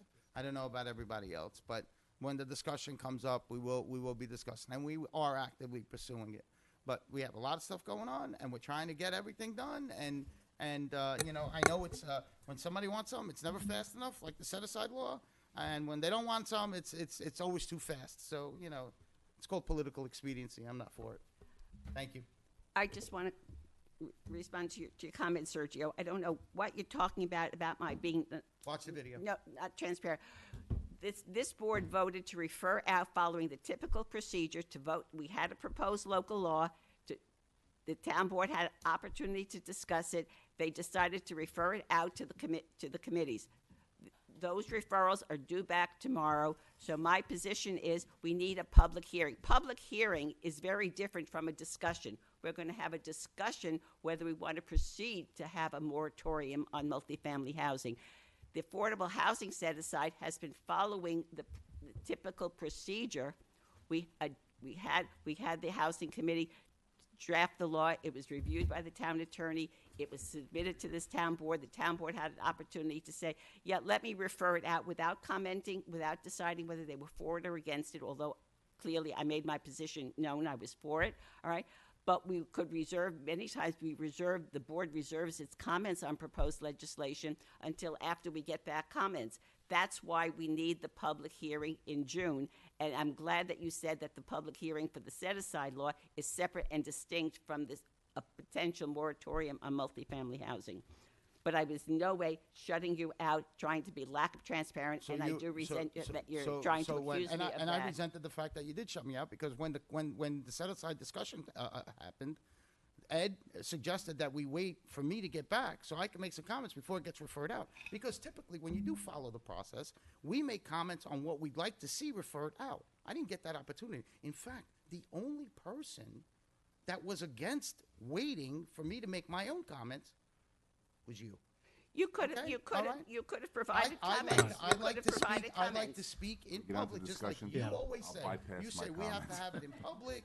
We want to be transparent. And when the opportunity came up to wait for me to make my comments in public, the only person, I will say it again, that said, nah, he doesn't need to, was you. Well, then blame the And- other three members who voted to refer it out. Just Yeah, don't no. blame me. I'm They not voted to blaming- refer it out. No, They Su- blame Su- me. Susan. I don't have a recollection of. Well, I have a. It's on tape. Okay, I have a distinct recollection of saying that I know Sergio was planning on being here. Okay. Something came up. He definitely had comments, and he prefers to vocalize them, but we did move it forward. And Sergio gave me an earful, Okay. and that's fine. But Susan, You it voted was to refer it out. absolutely. Yeah. Voted to refer it out. But everyone would have held up. But we decided to respect your. Oh, well, Your- thank you for respecting me, but you didn't have to. You don't No, respect didn't- my other opinions on everything else. That's On not most true. everything else. The, You can make light of it, but it was not transparent. on your And part. Susan, I will tell you that I don't respect your comment about, well, the moratorium is a tool to not have a set-aside law discussion, because that is a crock. And I won't tell you a crock of what, but you could figure it out, and it's not butter. There's a word so- operation in this so- proposed moratorium law, So, okay? so once Operation. again, Susan, as I just stated before, this is all part of it. I want to make sure that we can not have to rush through and be able to have some decision process on everything when the next projects can come. And I don't think they'll end the day after the election. I believe that, if I'm not mistaken, by the time we get to a law, this will probably run till January or February, because we still have to go through the process. But that's what government does. And, we want to make sure the process is complete and thorough. You raised Garden Lane as and I agree Garden Lane is an issue, and I don't know if it's ever been discussed, but one of thoughts that I had about Garden Lane, because I've traveled on it many times, is that you should only be able to make a right-hand turn onto 202 from Garden Lane. Otherwise, Do you want to have a conversation with Dave about yeah. reaching out to the state? yeah, idea. I think it's important. I agree. It's a very bad. It's a very bad left-hand turn. Well, there. even and the it even the delays right-hand people turn who is want to bad. make right, exactly. But Planning board approved that. It was in 1990. Well, but Garden Lane you know was what? approved for You can- rezoning in 1990. You Right. can make- 1990, and then it came back. I would venture to say 2 to 3 years ago. Came back with basically the same number of units, and after a lengthy discussion, the planning board with multiple public hearings, the planning board approved the plan, and because they have to go into the Peekskill sanitary sewer system, it's been delayed at the county level. That's my understanding of why it hasn't proceeded. Right. But it goes back to a 1990 rezoning. I don't know how many Nixles alerts I get that they say Garden Lane is closed. I because agree, of, Lonnie, and I'm hoping that we could eventually get a traffic light there. Right. But once again, it's New York State on Right. 202, and that becomes a problem. All right. That is an issue. Discussions. Oh, and I left my paperwork upstairs. 485B Commercial Incentive Board, to give them direction for how they're going to move. I submitted some guidelines. Did Yep. anybody else? I didn't And receive I left. anything. I have a Anything bunch of else? stuff that I left. I had actually printed off the law, and I went through some of the things. So I know that when we talk about it, we have to be very careful about. We still have to be very careful about saying we preclude something from it if it could be looked at as being prejudicial against a specific type of business. You want me to We- read out my suggested guidelines? Sure, Since- sure, okay. Susan. Why don't you do that? That'd be great. This is, and some of these suggestions are based on reading the report that came out in 2017 from that committee. So it's trying to build on what we've learned from how that committee functioned. Whether the 485B tax incentive is still needed to attract new business and/or redevelopment of existing businesses in furtherance of the goals and objectives of the town's comprehensive plan. All right? So whether it's still needed. Whether all types of businesses, for example, retail, warehouse, office, etc., should be eligible for the tax incentive, or whether only certain types of businesses should be eligible. That's clearly stated in the state enabling legislation that the local community that opts in has this option to limit it. Whether the incentive should be available townwide or only in certain geographic areas of the town. Again, this is part of the state enabling legislation. Whether the amount and/or the timing of the incentive should be modified. Again, this is allowed in the state enabling legislation. What does that mean, the amount and the timing? What do you mean by that? It starts at 50% and the write-off over I see. Okay. declining over No 10, problem. Yeah, go ahead. Yeah, I got it. 10 There's years. also a different version that's a 5-year or 7-year. Yeah. understand. Again, I got there are options, all right? Got it. Okay. The other thing, again, learning with hindsight what the committee did or did not do in the past. I have made these additional suggestions that the report and recommendation should include a finding statement that details how and why the board arrived at its recommendations, including but not being limited to. So let me just go back. I didn't preclude anything. Everything I said in terms of the guidelines were part of the state Yes. enabling legislation. And in my notes as well. So. The extent to which new business development and/or the redevelopment of existing businesses in other municipalities in northern Westchester have been a result of local 485B tax incentive laws or other municipal incentive laws tailored to attract new businesses. This came up at multiple meetings at the town board level. Yorktown has this, but no other town has it, but yet they have seen a lot of additional business development. So do we need it? If other communities are doing fine and getting new development without it, why do we need it? All right? So let's check out the other laws and what's happening in other northern. Susan, Westchester. I will just say that I have spoken to Dr. Becker at length, and I drive through Mount Kisco quite often. Now, where they have the train stations or the river, which are great focal points, they still have been experiencing a problem in bringing new business in.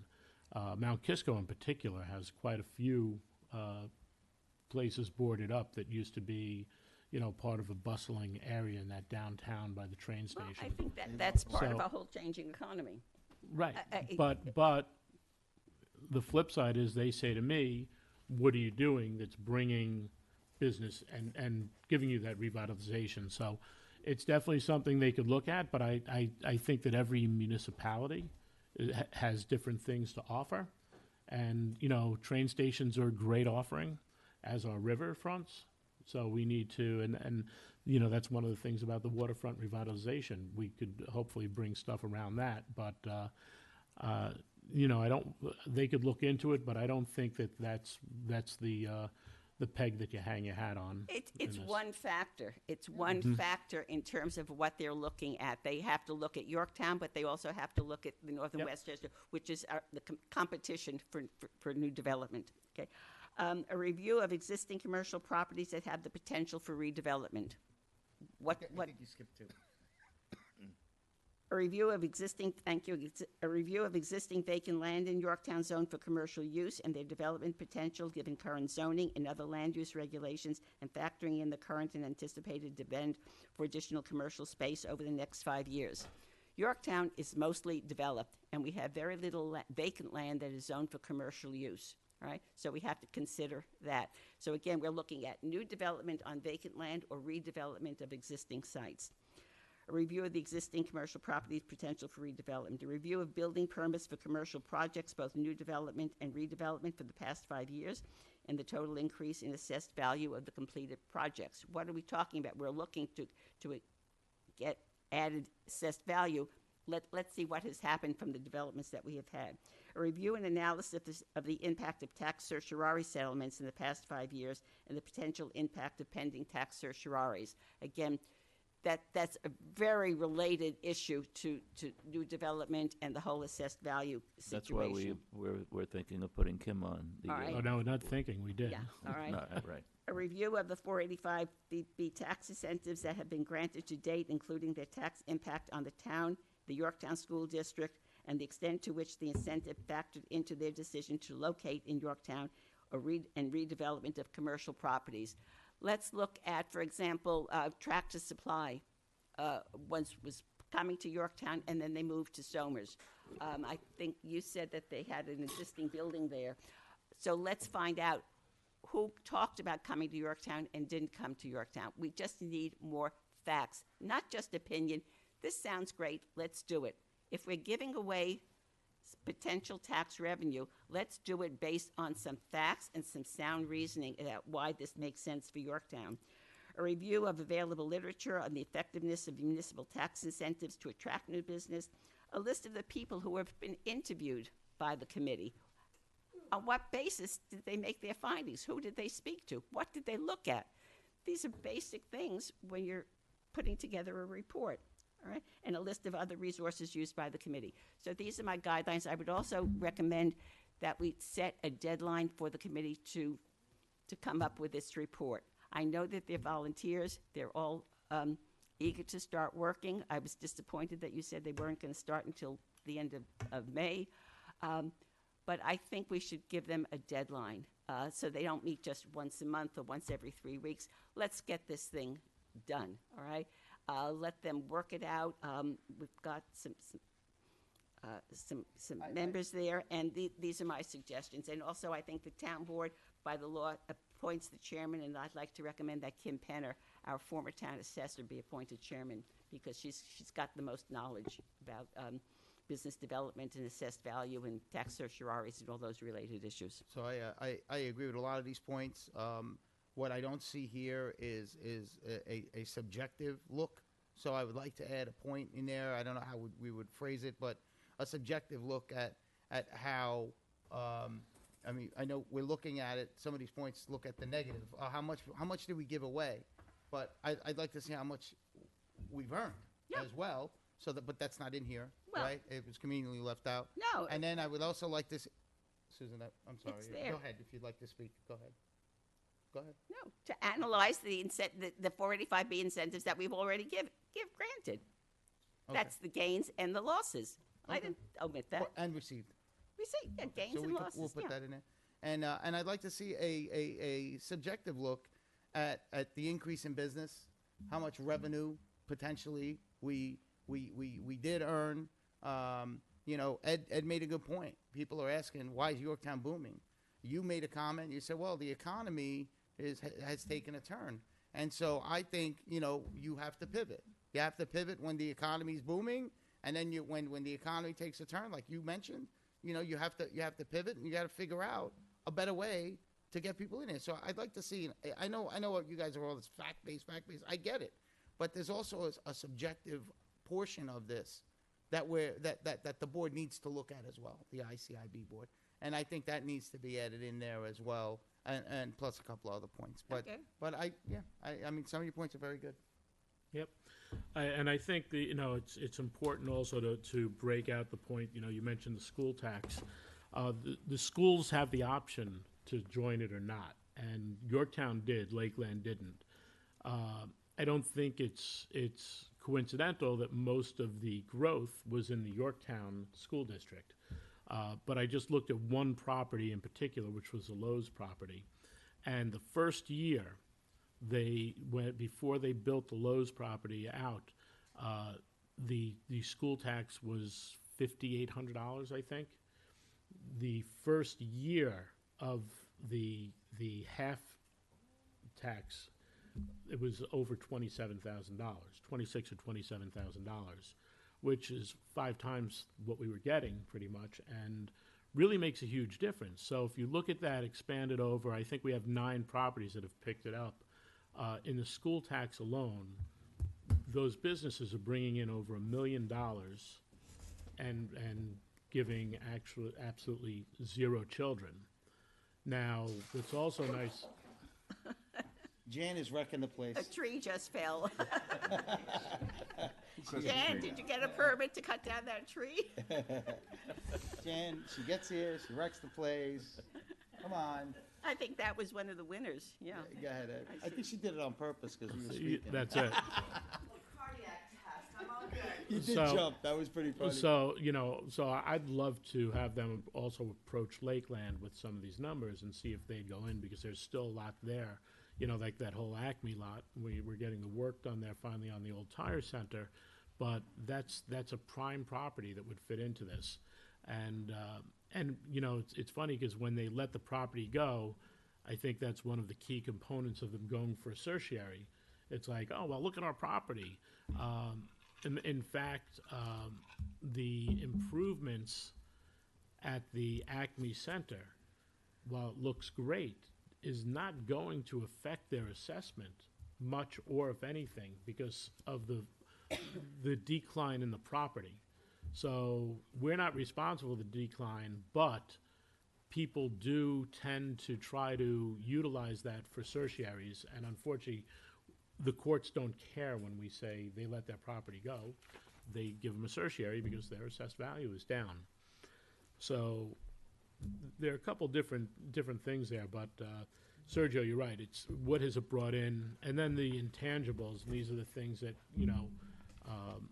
you may or may not be able to quantify by talking to someone. But hey, I see that this whole place is booming. Let me put a Chipotle here, and that's 40 jobs in the community.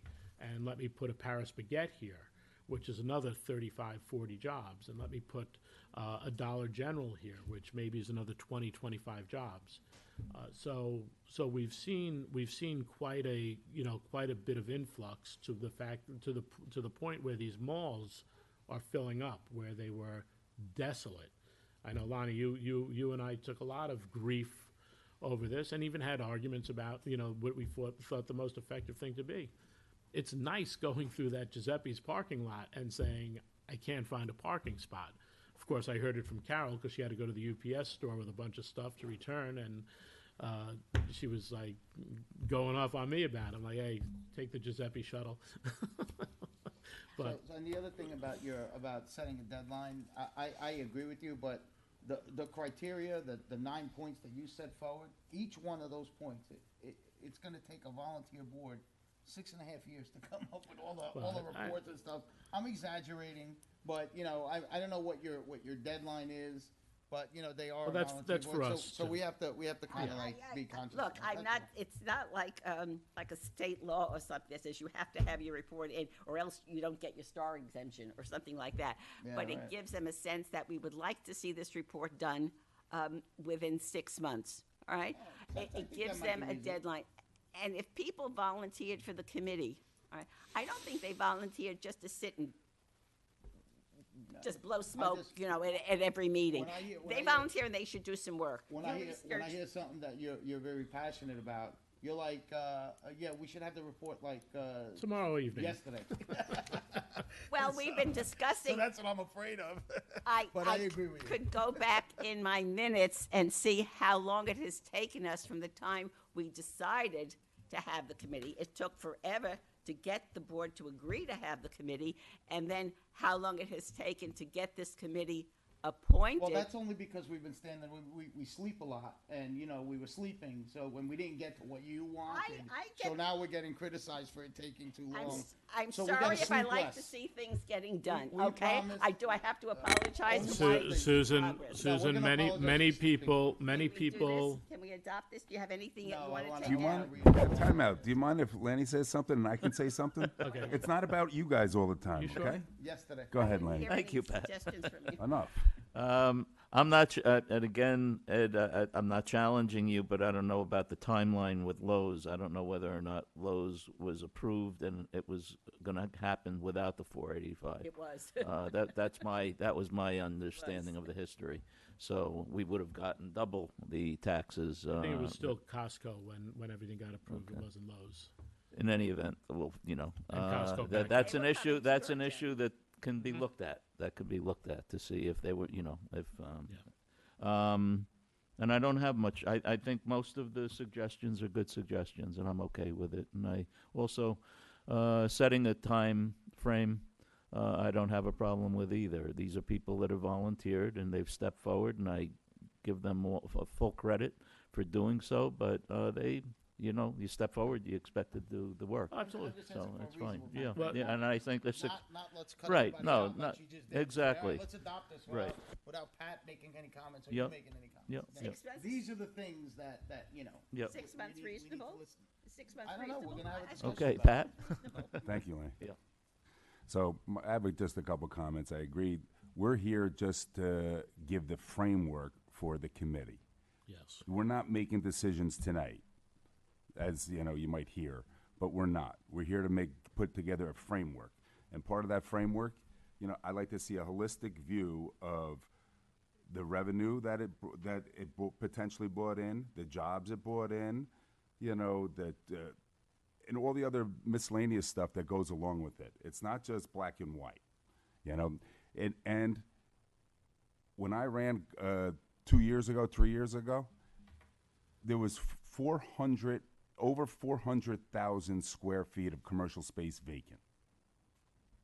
So I don't know if 485 did not do it, but right now 88% of it's full, with an additional 100,000 square feet of new stuff. So, you know, the town is thriving. That's like Ed said. He talked to other supervisors, and the other supervisors like, "What are you guys doing?" Well, you know that I don't know what we're doing, but it's working. And now we're at a time now we could pump the brakes, and we could see the 485. We could put together a committee. Is it needed still? Who knows? Does it need to be tightened up? Who knows? We don't have the answers right now. There's a committee that does it. We're not making decisions tonight. So the idea is to put the framework together of fact base and also a holistic view of other, you know, secondary, you know, effects that go on with it. So that's what our job is. Our job is to get up here and put the framework together. We're not sitting here and just saying, "Here, this is great. You adopt this tonight." No, we're not doing that. Well, I think that as was pointed out, there are some very valid points there. There's a lot of valid couple points.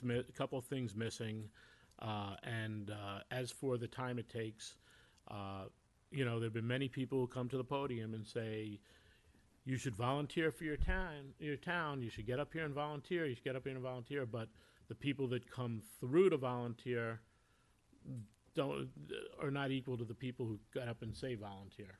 You know, even today we interviewed one of the same people who volunteers all the time for things with Ken, and you know, there are a lot of people who say you should but don't, and you know what, we need to really thank those people, but it took a while to get it.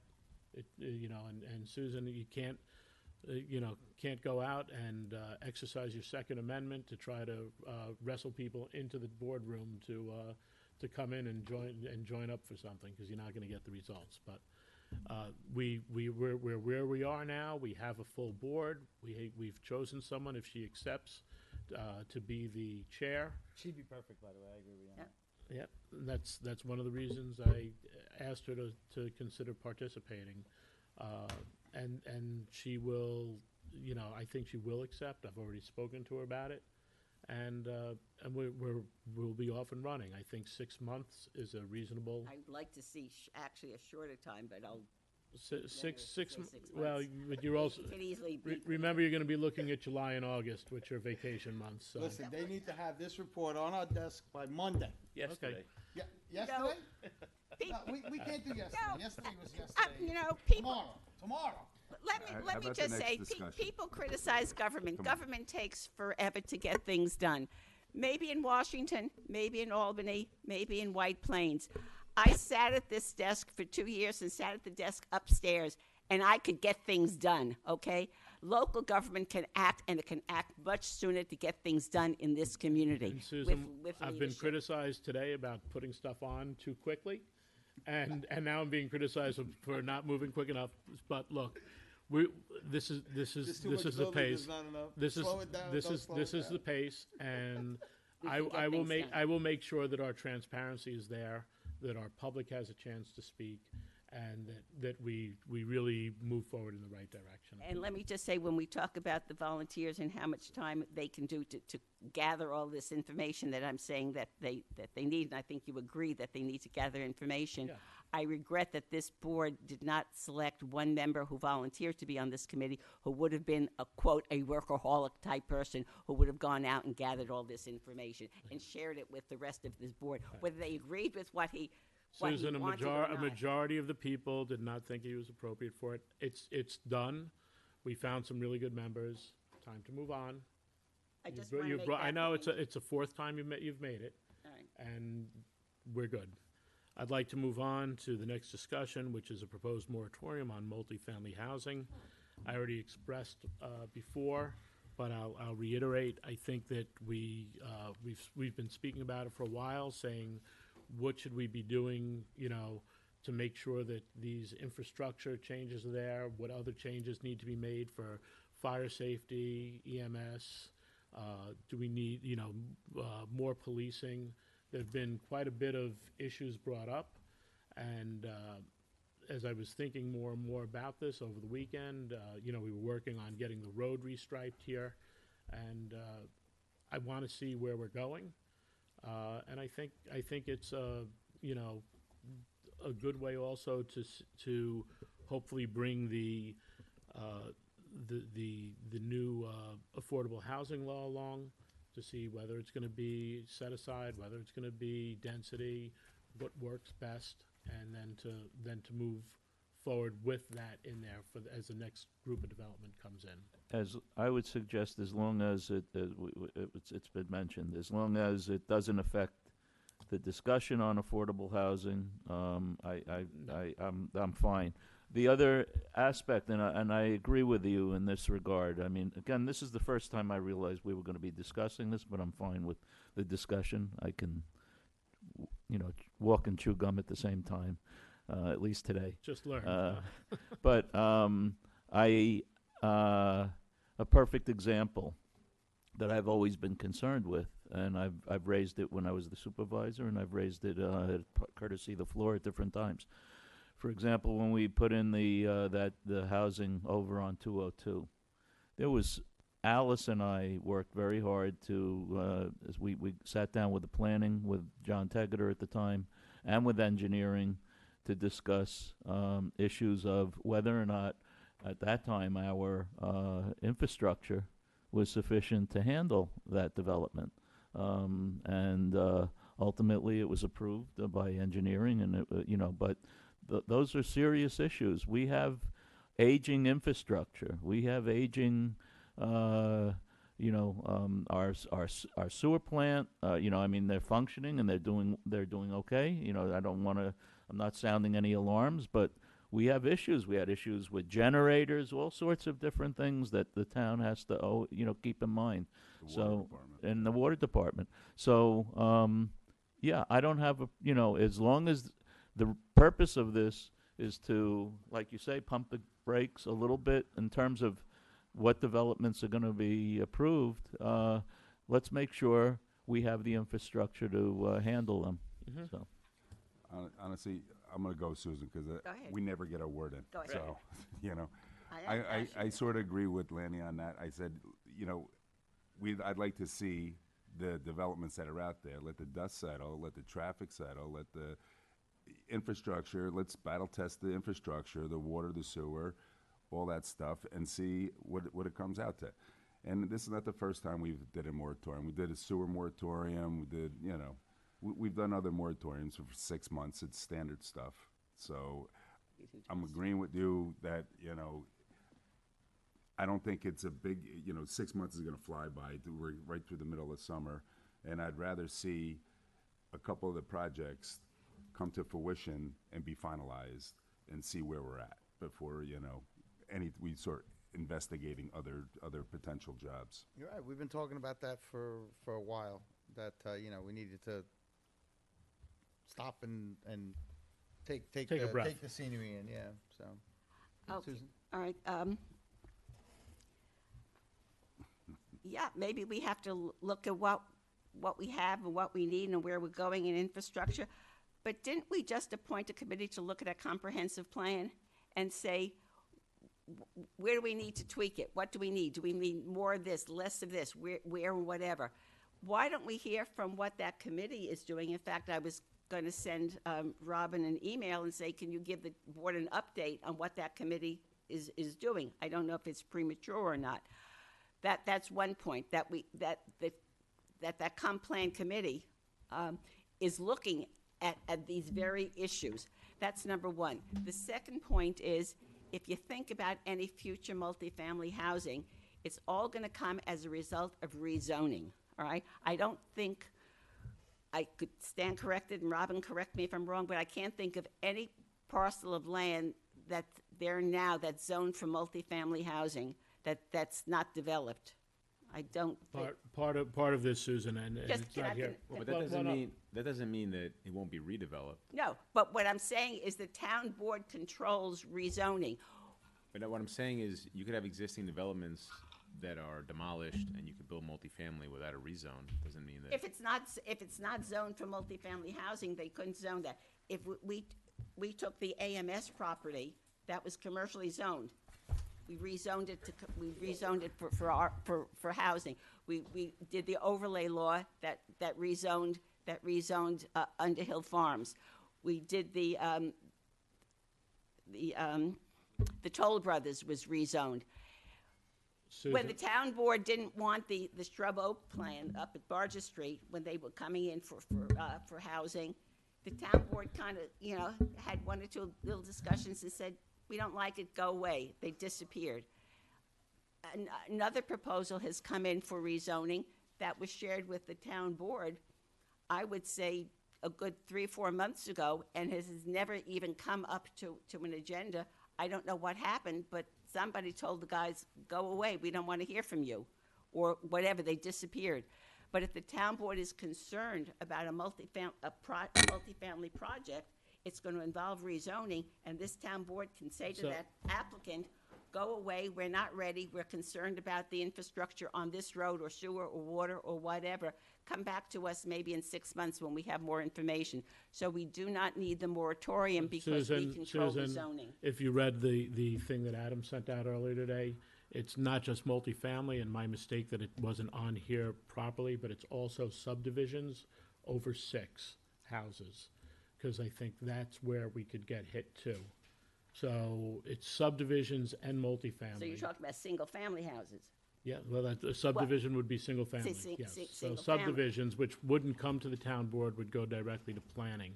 I can't So- think of, I've been going to planning board meetings for years and years and years, and the biggest subdivisions I can think of are about 20 units, one on Goma Street and one on, up on the upper portion of Stony Street. We have not had subdivisions, 20, 30, 40 unit subdivisions. I said down to 6, because right now, there are possibilities within town that you could do 6 plus, and I think it would be a stress on the infrastructure until we know the answer here. So I really think that it's appropriate, once again, pumping the brakes, no big areas developed, unless it's already has, preliminary approvals. I won't stop something there, but I think, and I could tell you that people do come in from time to time with subdivisions, definitely more than 6, even if it's a dozen, that could stress an area. Pumping the brakes, making sure all the dust settles. Do we have the right infrastructure? I think everyone on the board agrees with it, except maybe you.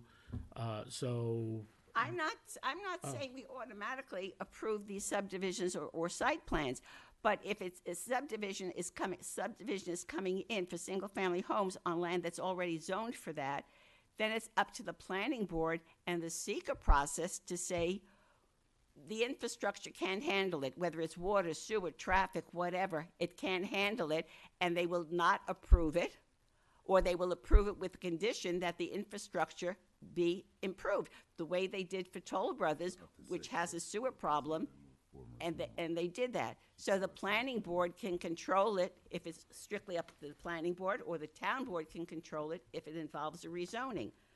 So we have 2 boards, very competent boards, that can control this and can say, slow down, we're not ready to approve this yet until A, B, C, and D are taken care of. We don't need the moratorium. And I want to reiterate that the moratorium, even if you consider a moratorium, which I don't think is necessary, and don't misunderstand me, and don't twist my words to say I am encouraging lots of new development. I'm not saying that. I'm just saying that we don't need the moratorium at this point. Let's wait for the Comprehensive Plan Committee to make recommendations on any changes in our zoning laws, okay, and in our land use laws, right? And let's be cautious when we have rezoning applications or subdivision applications, and make sure that through the seeker process, all of the critical infrastructure is needed. And let's separate this out from the Affordable Housing Set-Aside Law and proceed to having the public hearing on that law, because that is separate and totally separate and apart from a moratorium on new developments going forward. What's the downside? It is separate and apart. We've already stated that. You actually thanked me for saying that. Okay? I don't understand where you're coming from with this. There's something going on in your head that you're not telling us, you're not sharing with us. But what is the harm? Just like Councilman Murphy said, what is the harm? You're saying that we have a committee that's that's looking at the comprehensive plan. This pumps the brakes and it gives them the breathing room to look at the comprehensive plan. This pumps the brakes, and at least it'll prevent people from coming in for the next 6 months saying, hey, you know what? We have a rezoning application, and then we're going to have to spend time on looking at the rezoning application, seeing their presentations, and then saying, no, we don't want to do it, or yes, we want to do it. This will buy us the time that we need to see what's going on in the town, and to see how everything that we have done is going to kind of like be battle tested. It's for subdivisions of 6 or more. 6 or more. So if someone has a parcel of land and they want to build a house on it, they can still do it. And they follow normal procedures. They go through seeker. They go through everything. Well, the problem is, though, that New York State is looking to revamp seeker to the point where to the point that there are a lot of local governments saying it's going against home rule. Not on properties that would affect Yorktown. The governor's proposal, and it's only a proposal, it's not even a bill at this point, it's not even a law. In would not- 2020 She's trying to push it through the budget. In but it would not be- 2023, she had the same But it housing would problem. be on certain types of parcels that are not affected in Yorktown. And to your point, Sergio, if somebody comes in with a rezoning proposal, the town board doesn't even have to entertain it. We could just say, go away. Don't even file an application. Don't even file it. We can say no right away without, we don't even have to give them a hearing. And that's what the moratorium is doing. What's the So we harm? don't What's need a- what's we the don't harm need of a the moratorium. We what is the don't harm need of the a moratorium? Guys, let me. We don't even have all to right, get into that. let- Let's pass the moratorium, all right. see what's going I on. think- And that's it. It sends a clear I signal to people. think we've had our discussion. We have some information. You want to input it on input in writing or not? That's fine. We'll move forward to the next stage on this. Let's get some information, put it together, and then at the next meeting, hopefully refer out what we have. I think you have Adam to already clarify said- exactly what is going to be Well, included. well, there you go. So He just said there's that. some Put of your your writing- input. put your comments in writing. Get that in, and let's move forward. Robin, did you have? I'm sorry, because I know I asked you to be here, and we just got caught. Anything to add? Come on up to the mic, please.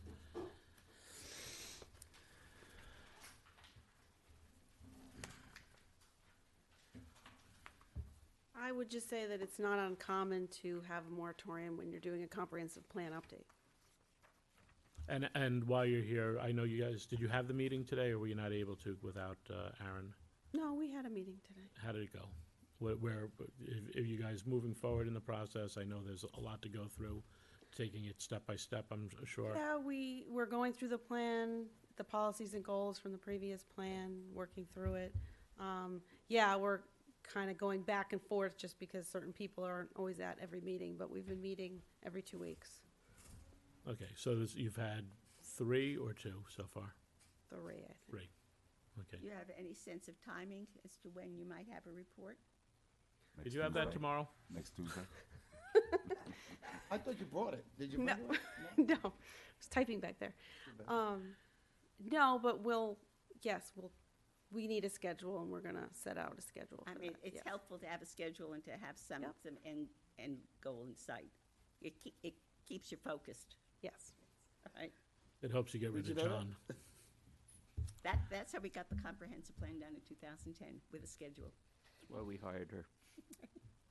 All right. Well, you started it in 2001, so I wouldn't say We had a schedule, Miss, I'm a supervisor, 9-year I get things schedule. done. Actually, Susan wasn't Okay. the supervisor at that point, but she was on the committee for the comprehensive Oh, plan. there we go. No, I wasn't, but I inherited a mess. I thought you were on it. Somebody else's fault. I I know. inherited a mess. So, thank you, Robin. All right, we'll move over to resolutions. From the Building Department, authorize Carla Esposito to assist the Fire Prevention Board and be compensated at a rate of $150 per meeting. So there's no relation there, by the way? Or- Before I get hate mail? Yes, and she's the first one to make sure people know that. I don't know why, Sergio. Yeah, I don't know either. She's smart? Yes. Yeah. From the Human Resource Department, authorize personnel manager to attend the New York Association of Town 2026 Town Finance and Personnel School in Albany. From the Parks Department, authorize the Parks Department to purchase a 2026 Ford F-350 Super Cab single rear wheel pickup truck in the amount of $59,881.70 from Hempstead Ford. On the why we were able to take 50,000 off from salaries, was there? He's been working short. That's right. Okay. Yep, and Is it because and they will continue to make this work. So is going forward? Do we need one less person? No, it's been straining them, but not having a proper vehicle is hurting even more. So they're going to, I had a conversation with Jim. They need to speed the process up, and he said he'll work short. And I think it is until the end of the year before they'll refill a position for someone that retired. But they won't, going forward, we won't need one less person. So you will need. Okay. So They will need to replace that person eventually. Yes. Authorize supervisor to execute a facility usage agreement on behalf of the town with St. Elizabeth Ann Seton Church to provide facilities for the Parks and Recreation Department's half-day summer camp program. Could you take the next resolution off and vote for that one separately? Sure. From the Police Department, authorize 2 members of the Yorktown Police Department to attend Police Security Expo and Training in Atlantic City on June 23rd, 2026. That's it. Can I have a motion on those? Motion. Can you read 14 in? Second. All in favor? Aye. Can I read what in? 14. 14? Good job. Oh. All right. And authorize supervisor to sign agreement with Site Design Consultants for engineering services for parking lot bid ready design of parking lot at Tom Diana Park at Granite Knolls Sports Complex. It's my understanding that one of the reasons we hired a deputy town engineer who is a professional engineer was that we could do more of this design work and spec work in-house, and we didn't have to farm it out, okay? So I'm very disappointed to see that we are farming out a very small project, okay? That's why, again, one of the reasons why we hired this deputy engineer at roughly, with salary and benefits, approximately $200,000. So I think this could be done in-house. That's number one. The second point is I'd like to know approximately what expense the Parks Department. I am all for paving the parking lot. Don't get me wrong. I'm all for paving the parking lot at Granite Knolls. What do you ballpark the cost might be? Is number one. And will the funds come, I assume, from the fund balance? And 2, I'd like to reiterate the fact that it could have been paved if we had gone with a solar canopy, which would have given us revenue from the solar canopy. It would have paid for and it would have paid for the parking lot. And now we're going to have to take X dollars from the fund balance to pay for this. So I'm voting against this resolution because I think that the town engineering. Well, why don't you let me department- answer your questions before you vote, since you had questions and not statements, I thought. So the question as to the assistant town engineer, absolutely, we brought her in, and there's still a couple of other projects. One of them being the White Hill Street bridge that I want to send out as well, because I don't want to take them off of the sewer pump station stuff that they're working on. Joe Reno already has most of the work and dimensions done for the parking lot. This was done before with the solar canopy thing, but we would have to go out and see what the price will be, and we need the plans for that to see everything. It was done in a very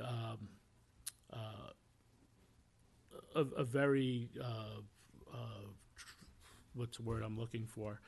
Incomplete or not incomplete. It was just done. 50,000 foot view. Yeah, 50,000 foot view. Thank you, Patrick. I'm just not functioning well. So the plans were not too specific. It was more of an overview of what needed to be done, because we needed to get that DEC approval before moving forward. We have DEC approval. It has to be a porous. DP. Huh? DP. Oh, DEP. Thank you, DEP. I mix up the alphabet. It has to be a porous pavement because of that, and we will get the pricing based on today's outlook on that. But it's sort of the point I made about the commercial incentivization board members. You can't go out and bring them in gunpoint and make them do it. With the solar canopy people, that's pretty much where we were. We had to send them letters, get in here and do it, and I think we ended up having to trash most of the stuff they left up there, if I'm not mistaken, Adam. But we kept, they want to They bid. also They reneged on the did. paving a little bit. Oh, That was a yeah, big, well, a big they- issue. they They said ren- they were gonna do this, then they Weren't going to do it. Right. Well, if there was There's a a lot of problem with issues. that, there was a problem, obviously, multiple problems with that vendor. That didn't preclude the fact of going out again and seeking new vendors to do just the canopy. Yep. But that was a That's- whole that's nother it, issue, that right. this board did not want to do the canopy So project, which would have done the paving. Right. Not necessarily. it would have been part of any Might requirement. be part of it, but not necessarily all of it. But again, You're right. I am So- objecting to this resolution. Okay, I that's vote fine. against it All because right, so think can I have a this should be done. motion? Motion. Second. All in favor? Aye. Aye. Opposed? Opposed. Thank you. Motion to adjourn? No, we have old and new business. Oh, I'm sorry. Is that in here? Yeah. Yes, old and new business. On the old business, can you explain why we didn't have a proposed local law for for the telecommunications system?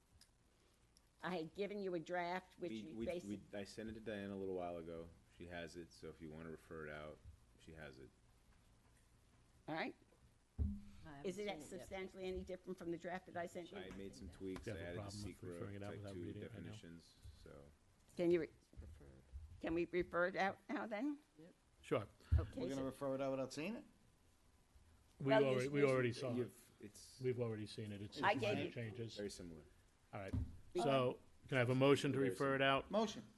Second. All in favor? Aye. Okay.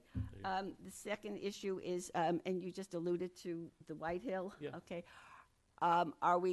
This is part and parcel of the overall need for a 1 to 3 to 5 year capital plan that identifies very specific projects, taking things off the capital plan in the back of the book, which is a combination of completed projects and then loose ideas, but with no sense of priority. A capital plan would extract from that and say, I'm taking this from highway, this from buildings, this from water, this from sewer, and this is what I'm doing in the next 1 to 3 to 5 years, and this is how I'm going to fund it with the cost estimates.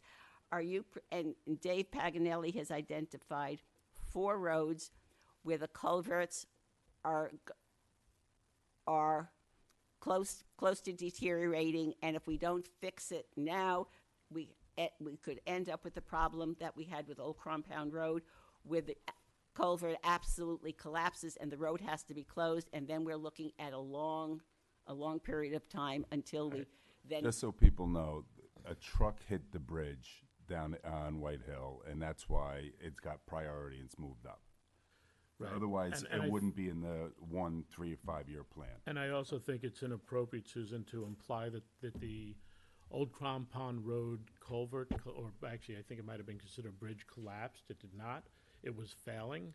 The storm damage on the huge flood made it worse. Washed it out. And no matter what, anytime we replace a culvert, that road is going to be closed down, and there are going to be delays, and it's going to create that same issue. The problem with Old Crom Road was the fact that it was a trout stream, and we were only allowed to work in it for 4 months a year.